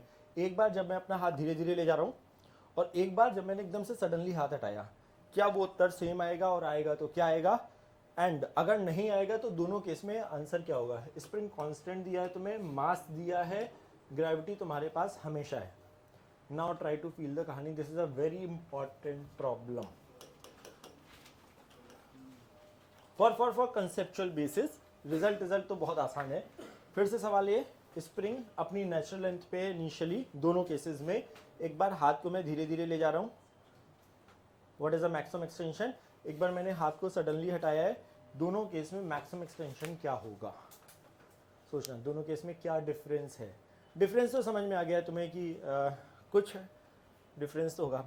अच्छा, वैसे फील से कुछ समझ में आ रहा है कि किस में ज़्यादा होना चाहिए या कम होना चाहिए या बराबर होना चाहिए? इसमें ज़्यादा होना चाहिए, ऐसा फील समझ में आ रहा है। Okay cool, give it a try एक बार। अब तुम्हें यही सोचना है, मतलब इवेंचुअली ना वो रुकेगा। हाँ हाँ, धीरे धीरे हाथ नीचे ला रहे हैं। कभी रुकेगा नहीं, तो अभी कहीं ना कहीं ऐसा सिचुएशन होगा कि तुम्हारा हाथ निकल लेगा, ब्लॉक रुक जाएगा ना। ऑब्वियसली ये तो फील समझ में ही आ रहा है कि अगर मैं धीरे, अच्छा इनिशियली वो नीचे क्यों जाएगा? पहला सवाल ये है क्योंकि उसका mg लग रहा है और उसका kx 0 है। तो जैसे तुम हल्का सा हाथ नीचे करोगे, because of its mg it will go down, but kx 0 है। बट कहीं ना कहीं जैसे जैसे नीचे ले जा रहे हो, कहना इससे kx बढ़ रहा है, क्योंकि अगर ये नीचे जा रहा है तो स्प्रिंग खींचती जा रही है, तो kx बढ़ रहा है। कहीं ना कहीं कुछ होगा। व्हाट इज दैट कुछ? दोनों केस में find maximum extension in the spring. Maximum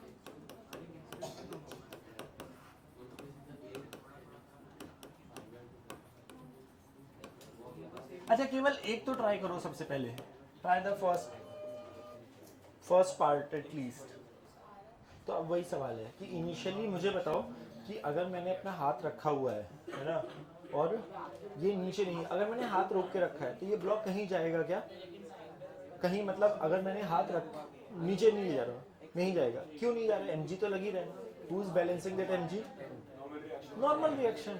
अगर मैं हल्का सा नीचे ले गया, जब तक कांटेक्ट है तब तक नॉर्मल रिएक्शन इज एक्टिव, है ना। बट एक जगह जाके एक बार सोचो तो, एक बार किसी को समझ में आ रहा है? फर्स्ट पार्ट केवल पहले। अच्छा एक बार फील ये समझो, इनिशियली हाथ, अगर मैं फोर्स पूछूं तुमसे, केवल FBD बनाने के लिए बोलूं, तो in the first case how many forces, how many? Okay, so सवाल है, आइडियली देखा जाए तो 3 फोर्स लग रहे हैं किसी भी इंस्टेंट पे, बट इनिशियली FSP 0 है क्योंकि वो अपनी नेचुरल लेंथ पे है ना। तो अब वो अपनी नेचुरल लेंथ पे है, इसलिए FSP 0 है। हाँ, तो अभी किसी एक जनरल टाइम पर कहना है उस पर टोटल 3 फोर्स लग रहे हैं। एक लग रहा है mg नॉर्मल और एक FSP। कहना है कभी ना कभी, समझना ध्यान से, उसकी बैटरी खत्म। ओके सुनो ध्यान से, नीचे जा रहा है, जा रहा है, जा रहा है, जा रहा है, जा रहा है। यार किसी जनरल टाइम पर इस पे एक mg लगी रहा है,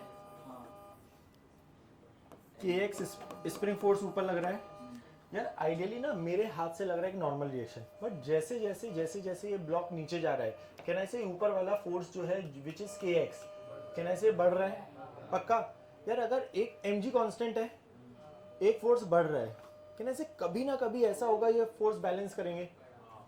उसके बाद तुम अगर अपना हाथ नीचे ले जाओगे, अगर mg ने kx को बैलेंस कर लिया, कहना ऐसे मेरा ब्लॉक होगा ही नहीं, हाथ नीचे निकल लेगा, है ना। मतलब वो वाला इंस्टेंट जब हमारे फोर्सेस बैलेंस आउट कर रहे हैं, तो अपना पैर पीछे रखेगा, ठीक है।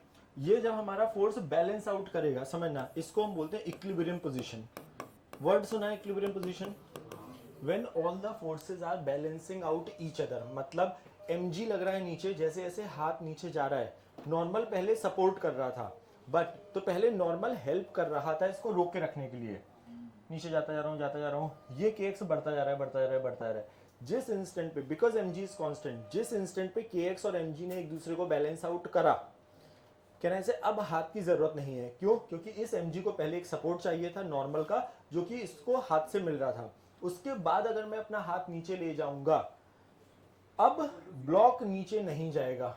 रीजन इज क्योंकि इसको इसने बैलेंस आउट कर लिया और हाथ नीचे निकल लेगा। इन दैट केस जो मेरा एक्सटेंशन है उसको मैं x नॉट बोल रहा हूं, so mg is equal to kx naught होगा। तो पहला इंपॉर्टेंट थिंग इज इस केस में स्प्रिंग कितना खींचेगी, केवल mg बाई k अमाउंट से। जब हम हाथ को स्लोली ले जा रहे हैं, हमारा ब्लॉक उस जगह पे जाके रुकेगा जहां पे सारे फोर्सेस बैलेंस है। किस जगह पे बैलेंस है? इक्विलिब्रियम पोजीशन उसका नाम दिया गया है, बट वो वाली जगह जहां पे सारे फोर्सेस बैलेंस है वहां पे हमारा ब्लॉक जाके रुक जाएगा और वो वैल्यू आती है mg बाई k।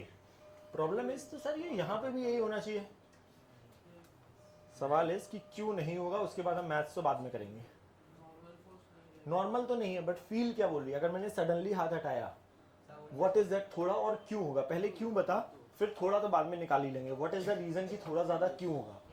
या तो फोर्स के टर्म्स में या किसी के टर्म्स में एक्सेलरेशन भी होगा। Very good. उससे क्या होगा? हाँ, फील चलो यहाँ तक थोड़ा सा सही। और कोई बताएगा थोड़ा सा और बेटर करके? हाँ, एक्सेलरेशन का रिलेशन फोर्स के साथ तो हमने हाँ मतलब सो फील क्या है, सडनली हाथ हटाया नहीं, वहां तो हम स्लोली ले जा रहे थे। उधर का हटा दो, अभी उधर वाली कहानी तो समझ में आ गई। इस केस में हाथ हटा तो नॉर्मल तो है ही नहीं। तो अब क्या होगा थ्रू आउट द प्रोसेस? क्यों जो तुम्हें फील आ रही है ज्यादा जाएगा? घटता जाएगा। Very good. चलो एक चीज इसने बहुत अच्छी बोल दी, जो थोड़ा भाई एक्सेलरेशन तो घट रहा है, बट पहली चीज जब हमने हाथ सडनली हटाया तो इस पर एक mg तो लग ही रहा है और एक kx ऊपर लग रहा है। इनिशियली mg ज्यादा है और kx तो इनिशियली 0 है, t इज इक्वल टू 0 पर। बट धीरे धीरे जैसे जैसे नीचे जा रहा है mg की वैल्यू बड़ी है। Let's just for the feel समझा रहा हूँ, ये हटा दूंगा। ये 10 न्यूटन, इनिशियली ये है 0। जैसे ये हल्का सा नीचे गया, mg तो 10 ही रहा, बट ये kx ये हो गया 2। कहना है से अभी नीचे वाला फोर्स माइनस ऊपर वाला फोर्स की वजह से एक एक्सेलरेशन नीचे आ रहा है। फिर से ये तो 10 ही है, ये 2 से हो गया 4। अभी mg minus kx upon m, acceleration हमारा कम हो रहा है, but the point is acceleration positive है। एक्सेलरेशन अगर कम हो रहा है, वेलोसिटी उसकी बढ़ेगी या कम होगी? बढ़ेगी। Very important. कई बार ना, अरे सर एक्सेलरेशन कम हो रहा है वेलोसिटी कम। भाई acceleration is the rate of change of velocity. कैसे करे सही? बिना इसके आवाज आ रही है क्या? रिट्रेटिंग है। ओके हाँ, सो जैसे जैसे मैं नीचे जा रहा हूं, मेरा एक्सेलरेशन कम हो रहा है, बट वेलोसिटी कंटिन्यूसली बढ़ेगी। उसका रेट कम हो रहा है। Acceleration is the rate of change of velocity. तो एक्सेलरेशन कम हो रहा है, इसका मतलब ये नहीं है वेलोसिटी कम हो रही है। जब तक ये फोर्स खिंच खिंच के 10 तक नहीं पहुंचेगा, तब तक एक्सेलरेशन कम हो रहा है, but velocity is continuously increasing. मतलब ये जो इक्विलिब्रियम पोजीशन थी पुरानी वाली, जब तक mg और kx बराबर नहीं होंगे तब तक एक्सेलरेशन उसका 0 नहीं होगा। इस इंस्टेंट पे एक्सेलरेशन 0 होगा, बट कंटिन्यूसली यहां से यहां तक आने में, क्योंकि उसके पास एक्सेलरेशन है, उसके पास 100% वेलोसिटी आ जाएगी। Now this is because of this velocity. अब इसको और नीचे जाने का मन करेगा, बट सवाल इज तो फिर ये रुकेगा क्यों?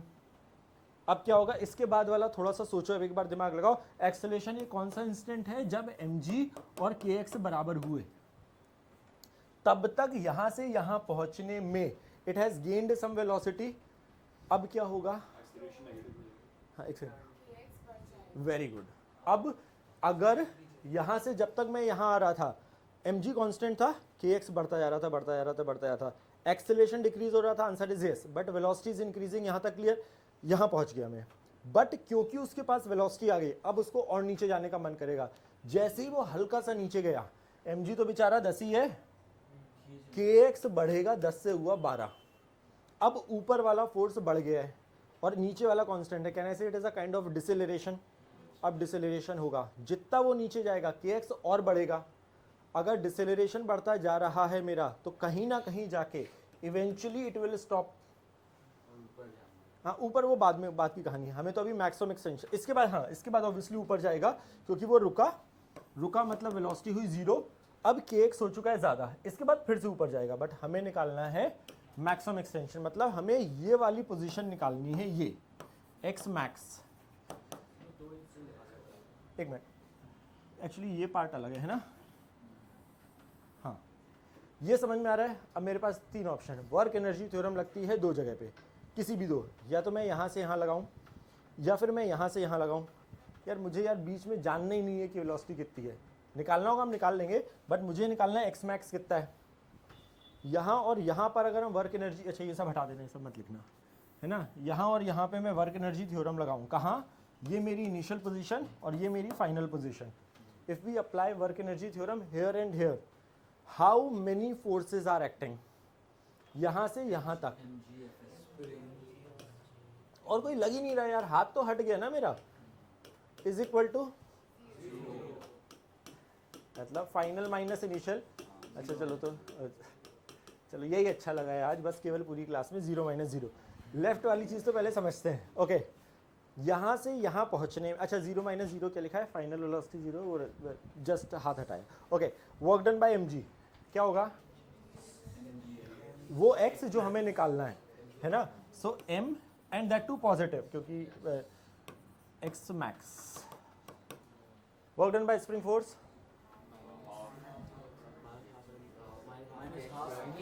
यार यहाँ नेचुरल लेंथ पे है ही ना, ये तो नेचुरल लेंथ ही है ना।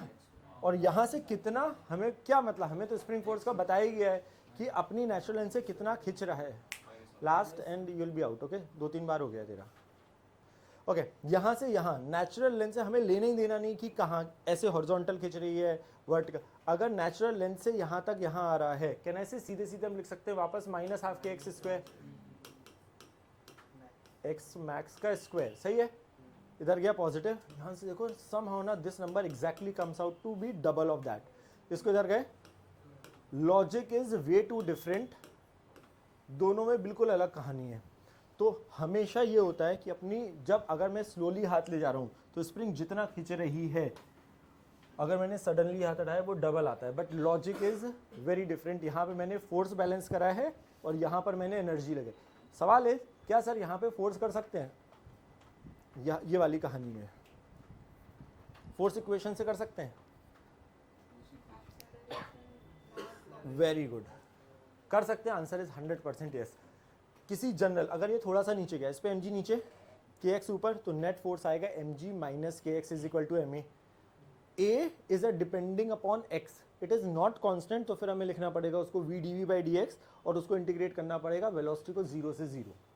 आंसर आएगा yes, but this is way too easier to understand because forces या एक्सेलरेशन इज नॉट कांस्टेंट। इसलिए ये वाली कहानी में, है ना, तो सवाल ये नहीं है कि वो डबल हम याद कर रहे हैं, सवाल ये है कि क्यों हमने ये वाली कहानी लिखी और क्यों हम उसको, जब ये नीचे जा रहा है फोर्स, देखो फोर्स से ना हमेशा फील बेटर होता है कि अच्छा सर नीचे जा रहा था, पहले mg ज़्यादा था kx से, तो ये धीरे धीरे एक्सेलरेट कर रहा था, एक्सेलरेशन कम हो रहा था बट एक्सेलरेट कर रहा था।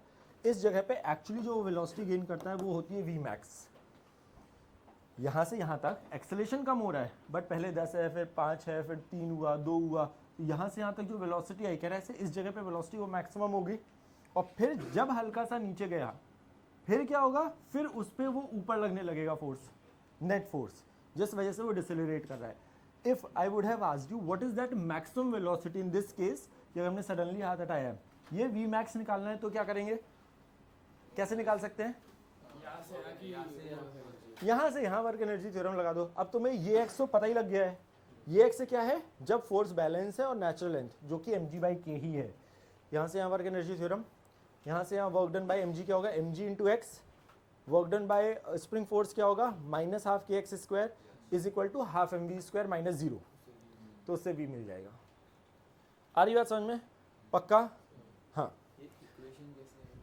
ये वाली। ओके, बाकी लोग यार सब लोग लिखो एक मिनट, ये वाली यार, जब मैंने हाथ हम धीरे धीरे ला रहे हैं तो मेरे हाथ के सपोर्ट के चक्कर में वो जल्दी से भाग नहीं पा रहा है क्योंकि मैं उसको धीरे धीरे ला रहा हूँ, तो मेरा normal and kx is balanced bye mg, but तो जैसे जैसे नीचे आ रहा हूँ kx इंक्रीज हो रहा है, mg कांस्टेंट है, एक फोर्स कांस्टेंट, एक इंक्रीज हो रहा है। कभी ना कभी तो ऐसा हो गई ये दोनों बराबर, जिस इंस्टेंट पे mg और kx बराबर हुए, अब मेरे सपोर्ट की ज़रूरत ही नहीं है इस ब्लॉक को, जैसे हाथ नीचे ले गया क्योंकि mg ने kx को बैलेंस कर लिया है, उस जगह पे ब्लॉक आके रुक जाएगा। तो रियलिटी में ना अगर एक स्प्रिंग को तुम यहाँ से लटकाओगे ना, है ना, तो स्प्रिंग जहाँ पे रुकी होती है, रियलिटी में अगर कहीं ना कहीं तो रुकेगा अगर ब्लॉक, तो तो उस जगह पे सारे फोर्सेस बैलेंस, तो वो बैलेंस होते हैं ये दोनों फोर्सेस। हाँ तो सर ये सारे में ये जो मोशन होता है फर्स्ट केस में उसमें एक्सेलरेशन को 0 नॉर्मल वेरी गुड, क्योंकि यस वेरी गुड, ये वाले केस में थ्रू आउट द एक्सेलरेशन 0 है, इसीलिए वो स्लोली वर्ड यूज़ किया है। यस, जब मैं ला रहा हूँ हाथ बहुत स्लोली ला रहा हूँ, such that mg is balanced by normal and spring force. Her instant पे एक्सेलरेशन यहाँ पर पूरा 0 है, it is not gaining any velocity. Suddenly हाथ हटाने के चक्कर में उसने वेलोसिटी गेन करी और उस वेलोसिटी के चक्कर में वो और नीचे गया है। वर्क एनर्जी इसमें लगा, वर्क एनर्जी तो वर्क डन बाय नॉर्मल हमें पता नहीं है, दिक्कत वो है। नॉर्मल घटता जाएगा। सो सवाल इज वेरी गुड सवाल। सर वर्क एनर्जी थ्योरम यहाँ पे लगाए तो क्या तकलीफ है? नॉर्मल घट रहा है। हाँ वो तो है ही, बट लेकिन वर्क डन अगर लगाया जाए, वर्क एनर्जी थ्योरम लगा, हाँ क्या नॉर्मल का ऐड करना पड़ेगा और उसका वर्क डन ना हर इंस्टेंट पे, सपोज ये यहाँ पर कहीं बीच में है, एक मिनट ये सब लिखना मैं नहीं ऐसे ही बता रहा हूँ, तो उस पर लग रहा है mg, यहाँ पे कहीं बीच का वीडियो बना रहा हूँ, हाथ का नॉर्मल लग रहा है और ये स्प्रिंग लग रहा है। अगर ये बहुत स्लोली जा रहा है, मतलब एक्सेलेरेशन 0, ऊपर वाले फोर्सेस बराबर नीचे वाले, तो n is equal to n plus K X is equal to mg, तो n is equal to mg minus K X. अब तुम्हें इस फोर्स का वर्क डन निकालना पड़ेगा क्योंकि नॉर्मल भी लग रहा है। इन दोनों केस में क्या हुआ कि जब हमने सडनली हाथ हटाया, सडनली हाथ हटाया तो नॉर्मल था ही नहीं, तो अगर हम एंड से ही देखें, मतलब एंड से मतलब वर्क एनर्जी थ्योरम तो ड्यूरेशन में लग रही है ना, एंड इस अगर मैं बोलूँ इस इंस्टेंट पे वर्क एनर्जी थ्योरम लगाओ, इसका मतलब क्या है? दो चीज चाहिए ही ना, दो जगह चाहिए। एक जगह पर वर्क, इस जगह पे वर्क एनर्जी थ्योरम का सेंस ही नहीं है क्योंकि वर्क डन ही डिफाइंड है यहाँ से यहाँ के बीच में, तो वो ड्यूरेशन चाहिए है ना, यहाँ से यहाँ के बीच में, तो वो ड्यूरेशन के बीच में लगेगी ना, तो इस जगह पे लगाने का सेंस क्या है? हाँ पूछो पूछो, सोचो सोचो, this is a very important thing कि वो दोनों केसेस में अलग क्यों आता है, और वो physics is very important to understand कि यहाँ पे बहुत स्लोली जा रहा है और वो तेज जा रहा है तो क्या हो रहा है। ओह वेरी गुड, ओके, नहीं नहीं what is very good, but okay, a is equal to 0 से वी मैक्स नहीं, सो नॉर्मली क्या हो रहा है ना, यहाँ से यहाँ तक वो एक्सेलरेट कर रहा है, उसके बाद डिसेलरेट कर रहा है। तेरे को वो वाला प्रॉब्लम याद है, एक काइनेमेटिक्स में प्रॉब्लम कर रहा था, एक ट्रेन पहले एक्सेलरेट कर रही थी, फिर हम ब्रेक लगा रहे थे, तो उसका v वर्सेस t ग्राफ बनाया था। अगर कोई चीज़ एक्सेलरेट कर रही थी और फिर डिसेलरेट कर रही थी, तो जब तक वो एक्सेलरेट कर रही है तब उसकी वेलोसिटी मैक्सिमम थी, है ना। तो ऐसे ही कुछ हो रहा है, यहाँ से यहाँ जाने में एक्सेलरेशन कम हो रहा है बट वो एक्सेलरेट कर रहा है, वैल्यू कम हो रही है। एक्सेलरेशन होता है dv/dt, है ना, मतलब यह change in velocity upon time. अगर मेरी एक्सेलरेशन की वैल्यू पहले 10 है तो 1 सेकंड में मेरी वेलोसिटी 10 से बढ़ेगी। जैसे g का काम है 10 मीटर पर सेकंड स्क्वायर, 10 मीटर पर सेकंड जो स्क्वायर है ना, उसको मैं नीचे लिख रहा हूँ, ऐसे लिख सकते हैं क्या? मतलब एक्सेलरेशन क्या बताता है, 1 सेकंड में मेरी वेलोसिटी कितनी बढ़ेगी। पक्का? अगले सेकंड में मैं बोल रहा हूँ मेरा एक्सेलरेशन 10 की जगह हो गया, तो मेरी वेलोसिटी 0 थी, मेरा एक्सेलरेशन था 10 मीटर पर सेकंड स्क्वायर, तो t इज इक्वल टू 1 पे मेरी वेलोसिटी हो गई 10 मीटर पर सेकंड। अभी अगले सेकंड पर मेरा एक्सेलरेशन हो गया 8 मीटर पर सेकंड स्क्वायर, नेक्स्ट सेकंड पे 1 से 2 के बीच में, तो मेरी वेलोसिटी कितने से बढ़ेगी? पक्का? तो अब हो गई 18, 10 हो चुकी थी, 8 से और बढ़ी तो हो गई 18। अगले इंस्टेंट पे मेरा एक्सेलरेशन हो गया 6 मीटर पर सेकंड स्क्वायर, तो मेरी वेलोसिटी अब 1 सेकंड में कितनी बढ़ेगी? तो एक्सेलरेशन कम हो रहा है बट वेलोसिटी तो बढ़ती जा रही है, उसका रेट कम हो गया है बढ़ने का। जादू थोड़ा दिखा रहा हूँ, हो गया है ना, अभी फील हुआ। तो नीचे जब जा रहा है तो mg कांस्टेंट है, बट वो वाला फोर्स जो उस पर ऊपर लग रहा है वो बढ़ता जा रहा है। तो एक फोर्स कांस्टेंट, एक बढ़ता जा रहा है, तो जो इनके बीच का गैप है वो कम हो रहा है, बट है वो पॉजिटिव। तो यहाँ तक पहुँचते पहुँचते उसका एक्सेलरेशन कम हो रहा है। अगर कोई चीज़ कम हो रही है तो कभी ना कभी ज़ीरो होगी, तब तक उसकी वेलोसिटी कुछ हो गई। उसके अगले इंस्टेंट पे अगर वेलोसिटी और बढ़नी थी तो उस पर नेट फोर्स से नीचे चाहिए था, बट प्रॉब्लम क्या, mg तो कांस्टेंट था और kx अब ऊपर वाला बढ़ने लगा, तो काइंड ऑफ डिसेलरेशन हो रहा है। तो वो वाला पॉइंट है जहाँ पे एक्सेलरेशन 0, उस टाइम पे v मैक्स। अगर a 0 होगा तो सब ऐड होगा, a 0 होगा सब ऐड होगा, मतलब initial velocity to final v max तक वो, जो हाँ भी बढ़ती जा रही है, बढ़ती जा रही है, बढ़ती जा रही है, उसके बाद वो डिसेलरेट हो रहा है. So this is the portion where it is accelerating, this is the portion where it is decelerating. Vmax के बाद क्योंकि retard होगा तो minus यस, और वो रिटार्डेशन भी टू बी ऑनेस्ट वो बढ़ रहा है. पहले जो भी होगा उसके बाद नीचे जाता जा रहा है तो kx और बढ़ता जा रहा है, तो वो ज़्यादा जल्दी रिटार्ड करेगा लेटर ऑन. मतलब उसकी ज़रूरत नहीं है बट जस्ट सही है. Vmax अभी अभी बात करी, हमें ये वैल्यू पता लग गई है. नेचुरल लेंथ से equilibrium is this much length. तो यहाँ से यहाँ पे अगर वर्क एनर्जी थ्योरम लगाऊं इससे और इसके बीच में, mg का work done mg x not, kx का वर्क डन पक्का इज इक्वल टू हाफ, और x नॉट हमें पता है तो वैल्यू बड़े आगे पक्का.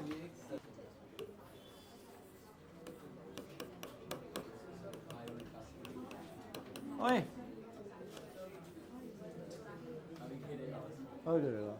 अब वही सब सवाल है. राइट डाउन क्या है कुछ.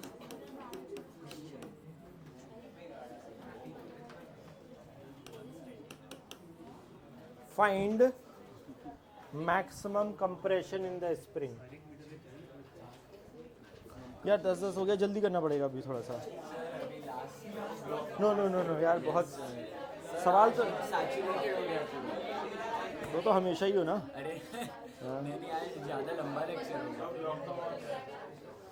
हाँ ओके 1 kg. ओके ब्लॉक है, नेचुरल लेंथ स्प्रिंग, ब्लॉक को छोड़ा, फील तो समझ में आ गई, नीचे जा रहा होगा कहीं ना कहीं रुकेगा. Find maximum compression in the spring. बहुत ध्यान से बस वर्क. अच्छा so now the whole idea is work energy theorem लगानी है. ऑब्वियसली ये नीचे जाएगा, वेलोसिटी गेन करेगा, या तो मैं बीच में लगाऊं या कौन सी दो जगह पे लगानी है. Figure out that how many forces are acting. क्या हमें उन फोर्सेज के वर्क डन डायरेक्टली रेक्टिफिकेशन है, something like mg and spring force है ना. तो करना वही है, वही कहानी same. Try to make 2 diagram, एक इनिशियल और दूसरा अगर लग रहा है तो सेपरेटली बना लो. मतलब बना इस पे भी सकते हो. अगर तुम्हें लग रहा है वो वाला इंस्टेंट जब स्प्रिंग मैक्सिमम दबी होगी तो सेटअप कैसा दिख रहा होगा. स्प्रिंग दबी हुई दिख रही होगी, ब्लॉक उसके ऊपर होगा कहीं पर. Find maximum compression in the spring. Try मतलब यहाँ पे डेटा दे दिया है क्योंकि इक्वेशन कुछ वैसी बनती है इसलिए डेटा इज गिवन. अच्छा ओके जब ये इस पे चिपकेगा ना तो स्प्रिंग फोर्स ही है वो, समझना. स्प्रिंग पे चिपक रहा है वो kx ही लगता है, वो नॉर्मल ही नहीं क्योंकि स्प्रिंग फोर्स है वो 1. ओके अच्छा एक जो गलती जो नॉर्मली होती है ना वो होती है. तो अच्छा इनिशियली ना if you want you can make the diagram. अगर यस वो 1 प्लस पहला सवाल नीचे गिर रहा है, इसके पास एक वेलोसिटी आएगी इस जगह पे. वो डायग्राम नहीं बना रहा हूँ, उस वेलोसिटी के चक्कर में नीचे जाएगा. कहना इसे इवेंचुअली ये कुछ ऐसा दिखेगा. ये फील समझ में आ रहा है. हमें ये निकालना है, ये क्लियर है. अच्छा एक गलती जो होती है वो होती है हम इस जगह पे ना mg, भाई हम इक्वेशन कहाँ लगा रहे हैं. ये मेरा स्टार्टिंग पॉइंट है और ये मेरी फाइनल पोजीशन है. ब्लॉक पर हम लगा रहे हैं ना. अच्छा ऑल फोर्सेस, एक मिनट, कितने फोर्सेस लग रहे हैं यहाँ से यहाँ के आने के बीच में. सॉरी कौन कौन से. और कुछ लग ही नहीं रहा है यार. यही 2 फोर्स हैं फाइनल. अच्छा एक गलती होती है mg का वर्क डन ना, जो किसी 2 लोगों ने लिखी है. mg का वर्क डन ना लोग लिखते हैं केवल यहाँ से यहाँ तक. जब वो ब्लॉक यहाँ से यहाँ पहुँचा क्या उस पर mg लगना बंद हो गया क्या. नहीं, समझना सर वो बहुत छोटा है, छोटा बड़ा ये सब नंबर गेम है ना. जब ब्लॉक हम यहाँ से यहाँ लगा रहे हैं सो mg इज एक्टिंग यहाँ से यहाँ के बीच में पूरा, केवल 1 तक नहीं लग रहा है, ऐसा नहीं है. तो वर्क डन बाय mg क्या होगा, mg इंटू 1 प्लस एक्स.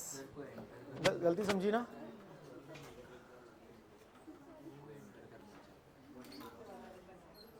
नहीं, mg 1 plus X, right, plus half K X square, sorry minus half K, आ गया ना टाइम पर, समझ में आ गई कहानी क्या चल रही है। x कौन सा, x max obviously, is equal to, यही अच्छा लग रहा है बस हमको और कुछ नहीं। ओके सॉल्व कर लोगे, छोड़ दूं क्या? क्वाड्रेटिक क्या बन रही है, कोई बता देगा? 2x 20 square minus 7 minus 10 then 2x square minus x. नहीं नहीं, final 2x square minus, put the value of m and k, ये क्वाड्रेटिक बनेगी, x के 2 एक नेगेटिव आ रहा होगा। ओके सो x आता है, इसको सॉल्व करके यार प्लीज कर लेना ये, ठीक है। ऑब्वियसली यहाँ पे x नेगेटिव का कोई सेंस नहीं है, सो दिस इज बेकार हमारे लिए, पक्का? हाँ अच्छा ओके, सो सवाल इज कि वेलोसिटी हम ढूंढ सकते हैं, बट पॉइंट ये एक्स्ट्रा मेहनत है, मतलब ये फील बेटर आता है कि सर यहाँ से यहाँ तक वेलोसिटी ढूंढे और फिर हम यहाँ से यहाँ के बीच में लगाए। ये पॉइंट वही है कि हमें वेलोसिटी अगर पूछी जाएगी तो हम वो मेहनत करें, बट अगर वो वेलोसिटी, क्योंकि वो फिर वो 2 बार वर्क एनर्जी थ्योरम लगाने की कोशिश कर रहे हो तो पक्का। हाँ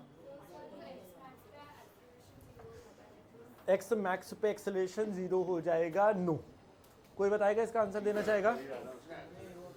नो नो, सो व्हाट, इस जगह पे ना क्या एक्सेलरेशन 0 होगा क्या? नहीं, क्या होगा? नेगेटिव में ऊपर, हाँ वेरी गुड भाई। अभी फिर से वही कहानी, यहाँ पर वो रुका है। अच्छा क्या हम ये, if velocity of the particle is 0, is it necessarily true और false? Is it necessarily true that it's acceleration will always be 0? यार लेकिन नहीं, क्यों? एक्सेलरेशन तो dv बाई dt है, अगर v 0 है तो a 0 नहीं होना चाहिए। चेंज इन, भाई very important, it's a change. अगर मेरा वेलोसिटी वर्सेस टाइम ग्राफ ये है, ये स्लोप है ना, यहां पर वेलोसिटी 0 है, क्या स्लोप 0 है क्या उसका? यहां पर वेलोसिटी 0 है, स्लोप 0 है क्या? तो यहां पर स्लोप 0 है, so velocity 0 does not imply acceleration is 0 always, मतलब ऐसा हो सकता है ग्राफ। अब यहाँ पे वेलोसिटी भी 0 है, स्लोप भी 0 है, नॉट नेसेसरली ट्रू। तो इस इंस्टेंट पे वेलोसिटी 0 है, आंसर इज यस, एक्सेलरेशन 0 है नो, क्योंकि अगर वो एक्सेलरेशन है ना, मतलब क्योंकि उस पर kx की वैल्यू ज़्यादा होगी कंपेयर टू mg, इसके बाद वो ऊपर जाएगा। ओके स्प्रिंग,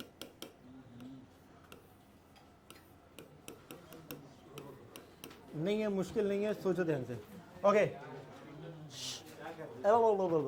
अगर ये रस्सी होती, अगर ये ब्लॉक होता, हम उसको छोड़ते, उसका कुछ होता क्या? नहीं। तो इनिशियली प्रॉब्लम में गिवन है, ये अपनी नेचुरल लेंथ पे है स्प्रिंग, ठीक है।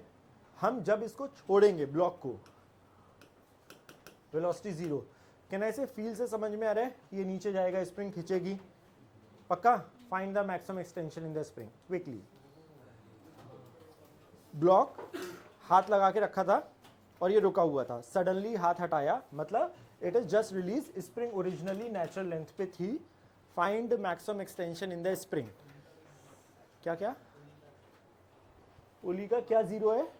हाँ हाँ हाँ हाँ, अच्छा जब तक हम रोटेशन चैप्टर पे नहीं आएंगे ना, तब तक हर बार अभी पुली इज मासलेस, जब तक रोटेशन नहीं पहुंच रहे, उसके बाद पुली के मास को बाद में डिस्कस करेंगे। एज ऑफ नो यस, नहीं तो उसकी भी वेलोसिटी आती है, ट्रू। अच्छा सुनो एक मिनट, कंस्ट्रेंट के ना 2-3 अलग अलग तरीके हैं। पहला है फील, जो कि तुम्हारी खत्म हो चुकी है, ठीक है। What is that? Feel is यार, अगर डायरेक्ट अच्छी सुंदर सुंदर चीज़ें दिख रही हो, जैसे कि अगर फील मतलब यार फील है यार, वो तो यार अच्छा ओके, मैं एक बार ट्राई कर लेता हूँ। ये पॉइंट अगर हमारा x नीचे गया फील से, देखो यार ओनली कंस्ट्रेंट का लॉजिक है, रस्सी को हमें हमेशा टाइट रखना है। स्प्रिंग अपनी लेंथ चेंज कर सकती है, रस्सी नहीं, है ना। ये रस्सी की जो भी लेंथ है वो सेम रहेगी, but spring obviously can change its length. तो पहला तरीका, पहला देखो, एक है यार पूरी मैथ्स इक्वेशन लिखो, उससे तो कंस्ट्रेंट आते ही है। फील क्या बोल रही है इस प्रॉब्लम में, अगर ये पॉइंट अगर x से नीचे गया तो स्प्रिंग कितनी खींची x, बट रस्सी कितना ढीली हुई। देखो ध्यान से, यहां से भी तो रस्सी ढीली हुई, ये जो पुली है कहना से ये x से नीचे आई तो रस्सी यहां से x से ढीली हुई और यहां से भी x से ढीली हुई, तो इसको कितना जाना पड़ेगा 2x। एक तरीका है वो T और 2T वाला तरीका है। देखो अगर डायरेक्टली दिख रहा है तो यार x2x डायरेक्टली लिख दो ना। अगर मल्टीपल, देखो बहुत सारे डिफ़िकल्ट प्रॉब्लम्स वाले में तो शायद मैथमेटिकली तुम्हें लिखना पड़ेगा, बट इस प्रॉब्लम में कि हमें बोला गया find the maximum extension in the spring. अगर स्प्रिंग हमारी x से खींची तो रस्सी दो जगह से ढीली हुई है, यहाँ से और यहाँ से, उसको टाइट करने के लिए इस ब्लॉक को 2x से जाना पड़ेगा। ये समझ में आ रहा है पक्का? अच्छा, मैक्सिमम एक्सटेंशन का मतलब क्या है? फिर से वही किसके लिए इक्वेशन लगा रहे हैं पूरी कहानी में, work done by all forces. एक लग रहा है mg और एक लग रहा है kx, बाकी टेंशन फिर से इंटरनल फोर्स है, वो सब कहानी तो वैसे ही गायब होगी। mg का वर्क डन, वो स्टेटमेंट नहीं लिख रहा हूँ है ना, पक्का? माइनस हाफ, ये तो स्प्रिंग तो अभी भी x ही खींची है from its natural length is equal to 0 minus फिर से 0। भाई क्यों? हमने रिलीज करा है तो फाइनल वाला तो 0 है ही, इनिशियल वाला तो 0 है ही, फाइनल। भाई अगर इसके पास वेलोसिटी होती तो ये और नीचे जाता, तो ये और नीचे होता। कहना से कभी ना कभी तो ऐसा होगा ना जब ये फाइनली आके फिर से इसकी वेलोसिटी 0 हो, उसी टाइम पे स्प्रिंग में मैक्सिमम से। तो यहाँ पे हम फोर्स से नहीं कर रहे हैं क्योंकि उसके पास फिर से वो पुराना वाला केस, उसके पास जब फोर्सेस बैलेंस होंगे तब वेलोसिटी होगी, वो और नीचे जाएगा जिस इंस्टेंट पे उसकी वेलोसिटी 0, इसलिए वो 0 माइनस 0 है। फिर से इधर ले गए, इधर क्या ले गए, एक x कैंसिल हो रहा है, ये हम नहीं बोल रहे हैं, हम ये बोल रहे हैं जब ये स्प्रिंग x से खींची। अच्छा, हम वो वाली पोजीशन पे वर्क एनर्जी थ्योरम लगा रहे हैं जब इसमें मैक्सिमम एक्सटेंशन है, उस मैक्सिमम एक्सटेंशन को ही हम xm बोल रहे हैं। जब ये xm नीचे गया तो ये 2xm नीचे गया है, ये बोल रहे हैं, तब वेलोसिटी 0 होगी, क्योंकि अगर उसके पास वेलोसिटी होती तो और नीचे जाता। हमने पोजीशन ही वही ली है जब इसकी वेलोसिटी 0 है। ओए, हमने क्या बोला, वर्क एनर्जी थ्योरम दो पोजीशन पे लग रही है, हमें बताना है कि स्प्रिंग में मैक्सिमम एक्सटेंशन कितना होगा। तो हमने वही वाली पोजीशन ली जब उसमें मैक्सिमम एक्सटेंशन है, उसको बोला xm। तो वो वाला इंस्टेंट जब स्प्रिंग में xm एक्सटेंशन आया है तो रस्सी कितनी ढीली हुई है 2xm, उसको टाइट करने के लिए ब्लॉक कितना नीचे गया है 2xm। तो work done by gravity mg into 2xm, but spring कितना खींची है xm, वो xm ही ऊपर है, तो उसका स्प्रिंग फोर्स का वर्क डन ये। ब्लॉक की फाइनल वेलोसिटी वो वाला इंस्टेंट जब xm एक्सटेंशन है तब फाइनल काइनेटिक एनर्जी 0, क्योंकि तभी तो वो रुकेगा, तभी उसका x मैक्स होगा। पक्का? श्योर? यार प्रॉब्लम है उसमें वेरिएबल फोर्स है, वो करके देखना घर पे, वो वेरिएबल है। नो, मतलब देखो टेंशन दोनों का टी है और के जो स्प्रिंग उसका 2t है, और वो 2t की वैल्यू है kx के बराबर है। अगर यहाँ tt यहाँ 2t मान रहे हो ना, तो वो 2t is equal to kx है। हाँ वो समझ में आया, पर मैंने इक्वेशन में पुट किया कि अगर ये जो g है m तो m 2x से होगा क्योंकि यहाँ पे t है और ऊपर 2t है तो x से होगा, तो मेरे को 2mgx minus half x square ही है। नहीं आएगा ना, क्योंकि वो वेरिएबल फोर्स है, वो इंटीग्रेट करना पड़ेगा, वो फिर वो आंसर जस्टिफाई किया होगा। बताओ, एक मिनट यार, प्लीज़ आज वाली क्लास वो सुपर इंपॉर्टेंट, अगली बार एक्चुअली बहुत सारे बेटर प्रॉब्लम्स करने हैं। Please revise the full work energy theorem, क्योंकि अगले वाला जो, क्योंकि अभी एक वीक बाद क्लास है, so please revise the full कहानी, नहीं तो नेक्स्ट टाइम पे केवल प्रॉब्लम्स करने अपने को, है ना। So just revise the whole कहानी। ओके।